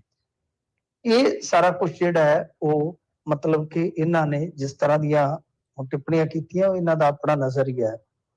ਗੱਲ ਇਹ ਆ ਕਿ ਨਾਟੂ ਨਾਟੂ ਨੂੰ ਗਾਣੇ ਨੂੰ ਸੁਣੋਗੇ ਤੁਸੀਂ, ਉਹ ਇੱਕ ਦੋ ਵਾਰੀ ਵੱਧ ਤੋਂ ਵੱਧ ਸੁਣਿਆ ਜਾਂਦਾ ਹੈ, ਤਾਂ ਵੱਧ ਨਹੀਂ ਸੁਣ ਸਕਦੇ ਤੁਸੀਂ ਜੀ। ਪਰ ਜਦੋਂ ਹੁਣ ਉਹ ਮਿਲ ਗਿਆ, ਉਹਨੇ ਪਹਿਲਾਂ 골ਡਨ ਗਲੋਬ ਜਿੱਤਿਆ, ਫਿਰ ਉਸ ਤੋਂ ਬਾਅਦ ਆਸਕਰ ਜਿੱਤਿਆ, ਤਾਂ ਹੁਣ ਚਲੋ ਇਹ ਬਹੁਤ ਵੱਡੇ ਮਿਊਜ਼ਿਕ ਡਾਇਰੈਕਟਰ ਨੇ। ਮੈਂ ਇਹਨਾਂ ਨੂੰ ਮਿਊਜ਼ਿਕ ਦਾ ਕਹਿ ਲਓ ਕਿ ਸਮਰਾਟ ਮੰਨਦਾ, ਸੰਗੀਤ ਸਮਰਾਟ ਮੰਨਦਾ ਵੀ ਇਸ ਤੋਂ ਵੱਡਾ ਸੰਗੀਤਕਾਰ ਇੰਡੀਆ 'ਚ ਮੌਜੂਦਾ ਸਮੇਂ 'ਚ ਹੈ ਨਹੀਂਗਾ AR ਰਹਿਮਾਨ ਤੋਂ। ਤੇ ਪਹਿਲੀ ਵਾਰੀ ਜਿਹੜਾ ਕਿਸੇ ਗੀਤ ਨੂੰ ਆਸਕਰ ਮਿਲਿਆ ਸੀ ਉਹ ਇਹਦੇ ਨੂੰ ਮਿਲਿਆ ਸੀ, ਉਹ ਜਿਹੜਾ ਜੈ ਹਿੰਦ ਕੇ ਕਿਹੜਾ ਗਾਣਾ ਸੀ, ਜੈ ਹੋ ਸਲਾਮ ਮਿਲੇਨੀਅਰ, ਸਲਾਮ ਡੌਗ ਮਿਲੇਨੀਅਰ। ਤੋ ਇਹਨਾਂ ਨੇ ਕੋਈ ਉਹਦੇ ਚੋਂ ਕੱਢਿਆ ਹੋਵੇਗਾ, ਪਰ ਨਾਟੂ ਨਾਟੂ ਉਹ ਜਿੱਤ ਚੁੱਕਾ ਜੀ ਹੁਣ। ਉਹ ਜਿਵੇਂ ਉਹ ਕਹਿ ਰਿਹਾ ਕਿ ਇਹ ਟੈਕਨੋਲੋਜੀ ਅਤੇ ਵਿਕਾਸ ਦੇ ਕਾਰਨ ਹੈ। ਪਹਿਲਾਂ ਇੱਕ ਫਿਲਮ ਲਈ ਸਿਰਫ 8 ਟਰੈਕ ਸਨ, ਕਿਉਂਕਿ ਮੈਂ ਇੱਕ ਜਿੰਗਲ ਬੈਕਗ੍ਰਾਉਂਡ ਤੋਂ ਆਇਆ ਸੀ, ਇਸ ਲਈ ਮੇਰੇ ਕੋਲ 16 ਟਰੈਕ ਸਨ ਅਤੇ ਮੈਂ ਇਸ ਨਾਲ ਬਹੁਤ ਕੁਝ ਕਰ ਸਕਦਾ ਸੀ। ਉਹ ਕਹਿੰਦੇ ਆ ਵੀ ਮਤਲਬ ਕਿ ਹੁਣ ਤਕਨੀਕ ਦਾ ਜ਼ਮਾਨਾ ਹੈ। ਨਾਟੂ ਨਾਟੂ ਤੇ ਉਹਨਾਂ ਨੇ ਆਪਣਾ ਇਹ ਸਾਰਾ ਇੰਟਰਵਿਊ ਦੇ ਵਿੱਚ ਦੱਸਿਆ ਕਿ ਆਸਕਰ ਲਈ ਭਾਰਤ ਤੋਂ ਗਲਤ ਫਿਲਮਾਂ ਭੇਜੀਆਂ ਜਾ ਰਹੀਆਂ, ਨਾਲ ਉਹਨਾਂ ਨੇ ਇਹ ਕਿਹਾ। ਬਾਕੀ ਮੈਂ ਇੰਟਰਵਿਊ ਸੁਣੀ ਨਹੀਂ, ਮੈਨੂੰ ਪਤਾ ਨਹੀਂ ਹੈ ਕਿ RR ਤੇ ਉਹਨਾਂ ਨੇ ਕੁਝ ਕਿਹਾ ਕਿ ਨਹੀਂ ਕਿਹਾ, ਪਰ ਉਹ ਆਪਦੀ ਗੱਲ ਜ਼ਰੂਰ ਰੱਖ ਰਹੇ ਆ ਕਿ ਆਰਕੈਸਟਰਾ ਮਹਿੰਗਾ ਸੀਗਾ, ਜੋ ਖਬਰਾਂ 'ਚ ਦੱਸ ਰਹੇ ਆ, ਪਰ ਸਾਰੇ ਵੱਡੇ ਯੰਤਰ ਛੋਟੇ ਹੋ ਗਏ। ਇਸਨੇ ਮੈਨੂੰ ਪ੍ਰਯੋਗ ਕਰਨ ਤੇ ਅਸਫਲ ਹੋਣ ਲਈ ਸਮਾਂ ਦਿੱਤਾ। ਮੇਰੀ ਅਸਫਲਤਾ ਨੂੰ ਕੋਈ ਨਹੀਂ ਜਾਣਦਾ, ਉਹਨਾਂ ਨੇ ਮੇਰੀ ਸਿਰਫ ਸਫਲਤਾ ਦੇਖੀ ਹੈ, ਕਿਉਂਕਿ ਇਹ ਸਭ ਸਟੂਡੀਓ ਦੇ ਅੰਦਰ ਹੋਇਆ ਸੀ, ਇਸ ਲਈ ਮੈਨੂੰ ਘਰੇਲੂ ਸਟੂਡੀਓਜ਼ ਕਾਰਨ ਆਜ਼ਾਦੀ ਮਿਲੀ ਹੈ। ਤਾਂ ਉਹ ਆਪਣਾ ਪੱਖ ਰੱਖ ਰਹੇ ਆ, ਪਰ ਇਹ ਤੇ ਠੀਕ ਆ, ਕੁਝ ਫਿਲਮਾਂ ਦੀ ਚੋਣ ਗਲਤ ਆ, ਪਰ ਮੈਨੂੰ ਇਸ ਖਬਰ ਦੇ ਵਿੱਚੋਂ ਵੀ ਕਿਤੇ ਵੀ ਨਾਟੂ ਨਾਟੂ ਨੂੰ ਕ੍ਰਿਟੀਸਾਈਜ਼ ਕਰਦਿਆਂ ਉਹਨਾਂ ਨੂੰ ਕੋਈ ਅੰਸ਼ ਨਹੀਂ ਮਿਲਿਆ ਕਿ ਉਹ ਕਿਸੇ ਵੀ ਪੱਖ ਤੋਂ ਮਾੜਾ ਹੈ। ਕਿਉਂਕਿ ਨਾਟੂ ਨਾਟੂ ਦੇਖੋ ਕੀ ਹੁੰਦਾ ਕਿ ਆਸਕਰ ਦੇ ਵਿੱਚ ਇਕੱਲਾ ਮਿਊਜ਼ਿਕ ਨਹੀਂ ਹੈ, ਮੈਂ ਇਹਨਾਂ ਦੀ ਗੱਲ ਨਹੀਂ ਕਰ ਸਕਦਾ, ਮੇਰੀ ਤੌਫੀਕ ਨਹੀਂ ਇੰਨੀ ਹੈਗੀ। ਦੇਖੋ ਉੱਥੇ ਡਾਂਸ ਵੀ ਜਿਹੜਾ ਮਾਇਨੇ ਰੱਖਦਾ, ਉਹਦੀ ਕੋਰੀਓਗ੍ਰਾਫੀ ਦੇਖੋ, 107 ਸਟੈਪ ਨੇ, ਉਹ 107 ਸਟੈਪ ਨੇ, ਤਾਂ ਫਿਲਮਾਂਕਨ ਉਹ ਸਾਰੀਆਂ ਚੀਜ਼ਾਂ ਹੁੰਦੀਆਂ ਨੇ। ਪਰ ਮੈਂ ਡਾਇਰੈਕਟਰੀ ਹੁਣ ਇੰਟਰਵਿਊ ਨਹੀਂ ਸੁਣਾਂਗਾ ਜ਼ਰੂਰ AR ਰਹਿਮਾਨ ਦੀ ਸਾਰੀ, ਫਿਰ ਮੈਂ ਕੁਝ ਕਵਾਂਗਾ। ਪਰ ਉਹ ਜਿੱਤ ਚੁੱਕੇ ਆ, ਜਿਹੜੀ ਉਹ ਦਾ ਐਲੀਫੈਂਟ ਵਿਸਪਰਸ ਹੈ, ਉਹ ਵਿਸਪਰਸ ਵੈਸੇ ਉਹਦਾ ਨਾਮ ਕੁਛ ਇਸ ਤਰ੍ਹਾਂ ਦਾ, ਉਹ ਡਾਕੂਮੈਂਟਰੀ ਵੀ 4 ਸਾਲ ਜੰਗਲ 'ਚ ਰਹਿ ਕੇ ਬਣਾਈ ਗਈ ਹੈ ਗਣਿਤ ਮੰਗਾਵਾ ਨੇ, ਬੜੀ ਜ਼ਬਰਦਸਤ ਹੋ ਗਈ, ਬਹੁਤ ਜ਼ਬਰਦਸਤ ਹੈ। ਸੋ ਇਸ ਕਰਕੇ ਕੁਝ ਫਿਲਮਾਂ ਗਲਤ ਚੋਣ ਹੈਗੀ। ਕਸ਼ਮੀਰ ਫਾਈਲਸ ਮੇਰੀ ਨਜ਼ਰ 'ਚ ਜਿੰਨੀਆਂ ਕੁ ਮੈਂ ਫਿਲਮਾਂ ਜਾਂ ਸਿਨੇਮੇ ਬਾਰੇ ਜਾਣਕਾਰੀ ਰੱਖਦਾ, ਕਿ ਕਸ਼ਮੀਰ ਫਾਈਲਸ ਨੂੰ ਇਹਨਾਂ ਨੇ ਸ਼ਾਰਟ ਲਿਸਟ ਕਰ ਦਿੱਤਾ ਸੀਗਾ। ਤੁਸੀਂ ਹੁਣ ਦੇਖੋ, ਜਿਹਦੇ ਤੇ ਇੰਨਾ ਵਿਵਾਦ ਹੋਇਆ ਹੋਵੇ, ਖੁਦ ਇੱਥੇ ਹੀ ਇੱਕ ਅਵਾਰਡ ਵੰਡ ਸਮਾਰੋਹ ਦੇ ਵਿੱਚ ਤੁਹਾਨੂੰ ਪਤਾ ਨਾ ਇਜ਼ਰਾਈਲੀ ਨਿਰਮਾਤਾ ਨੇ ਕੀ ਕਰ ਦਿੱਤਾ ਸੀਗਾ। ਤੋ ਐਸਾ ਕਿ ਜਦੋਂ ਇਸ ਤਰ੍ਹਾਂ ਦੀਆਂ ਫਿਲਮਾਂ ਭੇਜੋਗੇ, ਫਿਰ ਫਿਲਮਾਂ ਦੀ ਚੋਣ ਤੇ ਸਵਾਲ ਉੱਠੇਗਾ। ਤਾਂ ਮੈਨੂੰ ਲੱਗਦਾ ਕਿ AR ਰਹਿਮਾਨ ਨੇ ਫਿਲਮਾਂ ਦੀ ਚੋਣ ਤੇ ਸਵਾਲ ਜ਼ਰੂਰ ਚੁੱਕਿਆ ਹੋਵੇਗਾ। ਮੈਨੂੰ ਨਹੀਂ ਲੱਗਦਾ ਕਿ ਸੰਗੀਤਕਾਰ ਆਸਕਰ ਵਿਨਰ ਕਿਸੇ ਗੀਤ ਤੇ ਦਾ ਸਵਾਲ ਚੁੱਕੇਗਾ, ਉਹ ਵੀ ਇੰਡੀਅਨ ਹੋ ਕੇ। ਜੀ ਮਿੰਟੂ ਜੀ, ਇਹਨਾਂ ਖਾਸ ਖਬਰਾਂ ਤੇ ਖਾਸ ਜਾਣਕਾਰੀਆਂ ਦੇਣ ਦੇ ਲਈ ਤੁਹਾਡਾ ਬਹੁਤ ਬਹੁਤ ਧੰਨਵਾਦ ਜੀ। ਧੰਨਵਾਦ ਜੀ। ਪ੍ਰੋਗਰਾਮ ਖਬਰ ਤੇ ਨਜ਼ਰ ਦੇ ਪਹਿਲੇ ਹਿੱਸੇ ਦੇ ਵਿੱਚ ਆਪਣੇ ਨਾਲ ਜੁੜੇ ਸਨ ਮਿੰਟੂ ਗੁਰਸਰੀਗਾ ਜੀ, ਜਿਨ੍ਹਾਂ ਦੇ ਨਾਲ ਆਪਾਂ ਕਈ ਅਹਿਮ ਖਬਰਾਂ ਨੂੰ ਲੈ ਕੇ ਚਰਚਾ ਕੀਤੀ ਹੈ। ਵੇਲਾ ਹੋ ਚੱਲਿਆ ਇੱਕ ਸ਼ਾਰਟ ਬ੍ਰੇਕ ਦੇ ਲਈ ਰੁਕਣ ਦਾ। ਬ੍ਰੇਕ ਤੋਂ ਪਾਰ ਕੁਝ ਖਬਰਾਂ ਹੋਰ ਵੀ ਨੇ ਜਿਨ੍ਹਾਂ ਤੇ ਚਰਚਾ ਕਰਾਂਗੇ, ਖਾਸ ਕਰਕੇ ਮੋਗਾ ਦੇ ਵਿੱਚ ਘੋਲੀਆ ਖੁਰਦ ਦੇ ਵਿੱਚ ਡਾਕਘਰ ਮੁਲਾਜ਼ਮ ਨੂੰ ਗੋਲੀਆਂ ਮਾਰੀਆਂ ਗਈਆਂ। ਪੁਲਿਸ ਨੇ ਹਮਲਾਵਰ ਜਿਹੜਾ ਉਹ ਕਾਬੂ ਕੀਤਾ ਹੈ। ਇਹਦੇ ਨਾਲ ਹੀ ਝੂਠੇ ਪੁਲਿਸ ਮੁਕਾਬਲੇ ਦੇ ਇੱਕ ਮਾਮਲੇ ਦੇ ਵਿੱਚ ਸੀਬੀਆਈ ਅਦਾਲਤ ਨੇ ਪੰਜਾਬ ਪੁਲਿਸ ਦੇ ਸਾਬਕਾ ਇੰਸਪੈਕਟਰ ਤੇ ਗਨਮੈਨ ਨੂੰ ਦੋਸ਼ੀ ਕਰਾਰ ਦਿੱਤਾ ਹੈ। ਇਹ ਮਾਮਲਾ ਕਿੱਥੋਂ ਦਾ ਹੈ, ਇਹਦੇ ਬਾਰੇ ਜ਼ਰੂਰ ਜਿਹੜੀ ਹੈ ਉਹ ਚਰਚਾ ਕਰਾਂਗੇ। ਜਲੰਧਰ ਪੁਲਿਸ ਦਾ ਦਾਅਵਾ ਹੈ ਕਿ ਜਿਹੜਾ ਕੈਨੇਡਾ ਭੇਜੇ 700 ਵਿਦਿਆਰਥੀਆਂ ਨੂੰ ਜਾਲੀ ਦਸਤਾਵੇਜ਼ ਜਾਰੀ ਕਰਨ ਵਾਲਾ ਟਰੈਵਲ ਏਜੰਟ ਸੀਗਾ, ਉਹਦੇ ਦਫ਼ਤਰ ਦਾ ਪਤਾ ਲੱਗ ਗਿਆ। ਤੇ ਗੈਂਗਸਟਰ ਲਾਰੈਂਸ ਬਿਸ਼ਨੋਈ, ਜਿਹਦੀ ਆਪਾਂ ਗੱਲ ਕਰਕੇ ਹਟੇ ਹਾਂ ਖਬਰਾਂ ਦੇ ਪਹਿਲੇ ਹਿੱਸੇ ਦੇ ਵਿੱਚ, ਉਹਨੂੰ ਦਿੱਲੀ ਤੋਂ ਨਾਬਾਲਗ ਕੁੜੀਆਂ ਮਿਲਣ ਆਈਆਂ ਸੀਗੀਆਂ, ਹਿਰਾਸਤ ਦੇ ਵਿੱਚ ਲਈਆਂ ਗਈਆਂ। ਪਤਾ ਲੱਗਿਆ ਕਿ ਇਹ ਜਦੋਂ ਇੰਟਰਵਿਊ ਦੀ ਪ੍ਰਸਾਰਿਤ ਹੋਈ ਹੈ, ਉਸ ਤੋਂ ਬਾਅਦ ਇਹਨਾਂ ਨੇ ਫੈਸਲਾ ਕੀਤਾ ਕਿ ਅਸੀਂ ਲਾਰੈਂਸ ਬਿਸ਼ਨੋਈ ਨੂੰ ਮਿਲ ਕੇ ਆਉਣਾ।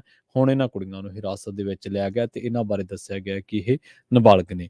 ਸੋ ਜੁੜੇ ਰਹੋ ਪੰਜਾਬੀ ਰੇਡੀਓ ਯੂਐਸਏ ਦੇ ਨਾਲ। ਜਲਦ ਵਾਪਸੀ ਇੱਕ ਸ਼ਾਰਟ ਬ੍ਰੇਕ ਤੋਂ ਬਾਅਦ।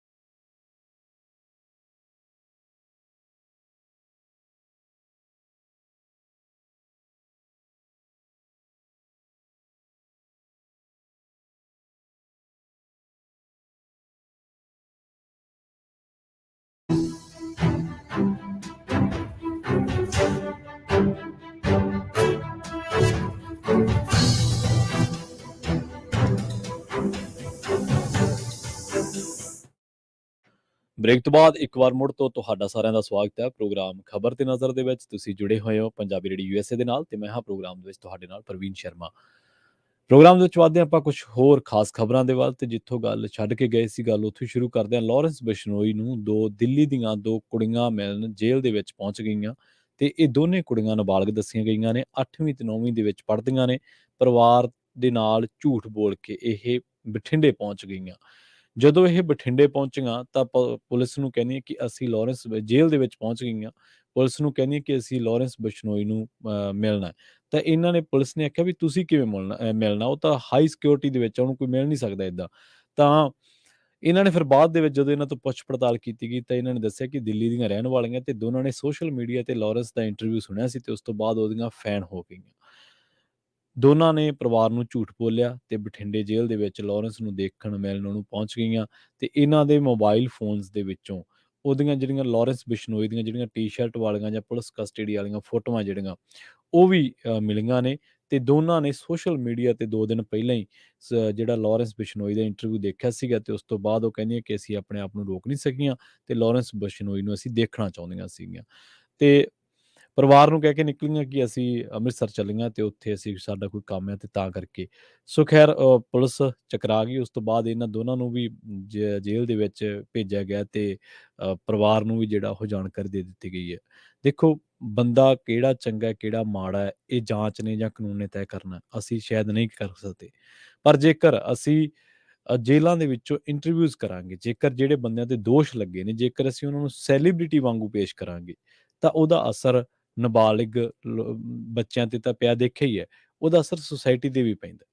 ਇਹਦਾ ਜਿਹੜਾ ਤੁਸੀਂ ਮੂਸੇਵਾਲਾ ਦੇ ਪਿਤਾ ਜੀ ਦੇ ਬਿਆਨ ਦੇ ਵਿੱਚੋਂ ਇਹ ਗੱਲ ਮਹਿਸੂਸ ਕਰ ਸਕਦੇ ਹੋ ਕਿ ਉਹਨਾਂ ਨੇ ਜਿਹੜੀ ਗੱਲ ਕਹੀ ਹੈ ਕਿ ਡੂੰਘੀ ਸਾਜ਼ਿਸ਼ ਹੈ। ਉਹਨਾਂ ਨੇ ਤੇ ਇੱਥੋਂ ਤੱਕ ਵੀ ਕਿਹਾ ਕਿ ਹੋ ਸਕਦਾ ਲਾਰੈਂਸ ਦੇ ਇਹਦੇ ਵਿੱਚ ਕੋਈ ਦੋਸ਼ ਨਾ ਹੋਵੇ ਤੇ ਉਹ ਤੋਂ ਜਾਣ-ਬੁੱਝ ਕੇ ਇਹ ਬੁਲਵਾਇਆ ਗਿਆ ਹੋਵੇ। ਮਤਲਬ ਲਾਰੈਂਸ ਦੇ ਲਈ ਵੀ ਉਹਨਾਂ ਦੇ ਮਨ ਦੇ ਵਿੱਚ ਕਿਤੇ ਨਾ ਕਿਤੇ ਸਿੰਪੈਥੀ ਦਾ ਕੋਨਾ ਹੈ, ਜਿਹੜੇ ਬੰਦੇ ਉੱਤੇ ਦੋਸ਼ ਲੱਗ ਰਿਹਾ ਕਿ ਇਹ ਗੱਲਾਂ ਇਹਦੇ ਕਰਕੇ ਇਹਨੇ ਸਾਰਾ ਕੁਛ ਪਲਾਨ ਕੀਤਾ। ਇਹਨੇ ਕਿਹਾ ਕਿ ਸਿੱਧੂ ਨੂੰ ਹੁਣ ਵੇਲਾ ਆ ਗਿਆ ਹਿਸਾਬ-ਕਿਤਾਬ ਬਰਾਬਰ ਕਰਨ ਦਾ। ਸੋ ਇਹ ਸਾਰੀਆਂ ਚੀਜ਼ਾਂ ਨੇ ਤਾਂ ਲੋਕ ਇਹਨੂੰ ਤਰ੍ਹਾਂ-ਤਰ੍ਹਾਂ ਦੇ ਛਾਣੇ ਲਾ ਕੇ ਦੇਖ ਰਹੇ ਨੇ। ਕਈ ਤਰ੍ਹਾਂ ਦੀਆਂ ਥਿਊਰੀਜ਼ ਲਾਰੈਂਸ ਦੇ ਇੰਟਰਵਿਊ ਤੋਂ ਬਾਅਦ ਆ ਰਹੀਆਂ ਨੇ। ਪੁਲਿਸ ਕਹਿੰਦੀ ਹੈ ਕਿ ਜੀ ਹੁਣ ਤਾਂ ਉਹਦੇ ਵਾਲ ਕੱਟੇ ਹੋਏ ਨੇ, ਪਰ ਸਭ ਤੋਂ ਵੱਡੀ ਗੱਲ ਇਹ ਹੈ ਕਿ ਜੇਲ੍ਹ ਦੇ ਵਿੱਚੋਂ ਇੰਟਰਵਿਊ ਹੋਈ, ਇੰਟਰਵਿਊ ਕਰਨ ਵਾਲਾ, ਇੰਟਰਵਿਊ ਕਰਵਾਉਣ ਵਾਲਾ ਦੋਨੇ ਹਾਜ਼ਰ ਨੇ, ਪੰਜਾਬ ਦੇ ਵਿੱਚ ਨੇ। ਪੰਜਾਬ ਪੁਲਿਸ ਮਾਮਲਾ ਕਿਉਂ ਨਹੀਂ ਦਰਜ ਕਰ ਰਹੀ? ਇਹ ਇੱਕ ਵੱਡਾ ਸਵਾਲ ਹੈ। ਮਾਮਲਾ ਦਰਜ ਕਰਕੇ ਇਹਦੀ ਜਾਂਚ ਹੋਵੇ, ਫਿਰ ਪਤਾ ਲੱਗੇ ਕਿ ਹੁਣ ਇਹ ਪੁਰਾਣੀ ਹੈ, ਬਠਿੰਡੇ ਹੋਈ, ਕਿੱਥੇ ਹੋਈ। ਕਿਉਂਕਿ ਲਾਰੈਂਸ ਬਿਸ਼ਨੋਈ ਨੂੰ ਲੰਘੇ ਮਹੀਨਿਆਂ ਦੇ ਵਿੱਚ ਲਾਰੈਂਸ ਬਿਸ਼ਨੋਈ ਤੋਂ ਪੰਜਾਬ ਪੁਲਿਸ ਵੀ ਪੁੱਛ ਪੜਤਾਲ ਕਰ ਰਹੀ ਹੈ। ਵੱਖ-ਵੱਖ ਜੇਲ੍ਹਾਂ ਦੇ ਵਿੱਚ ਪ੍ਰੋਡਕਸ਼ਨ ਵਾਰੰਟ ਤੇ ਲਿਆਂਦਾ ਗਿਆ। ਲਾਰੈਂਸ ਬਿਸ਼ਨੋਈ ਨੂੰ ਦਿੱਲੀ ਦਾ ਸਪੈਸ਼ਲ ਸੈੱਲ ਵੀ ਲੈ ਕੇ ਗਿਆ ਸੀ।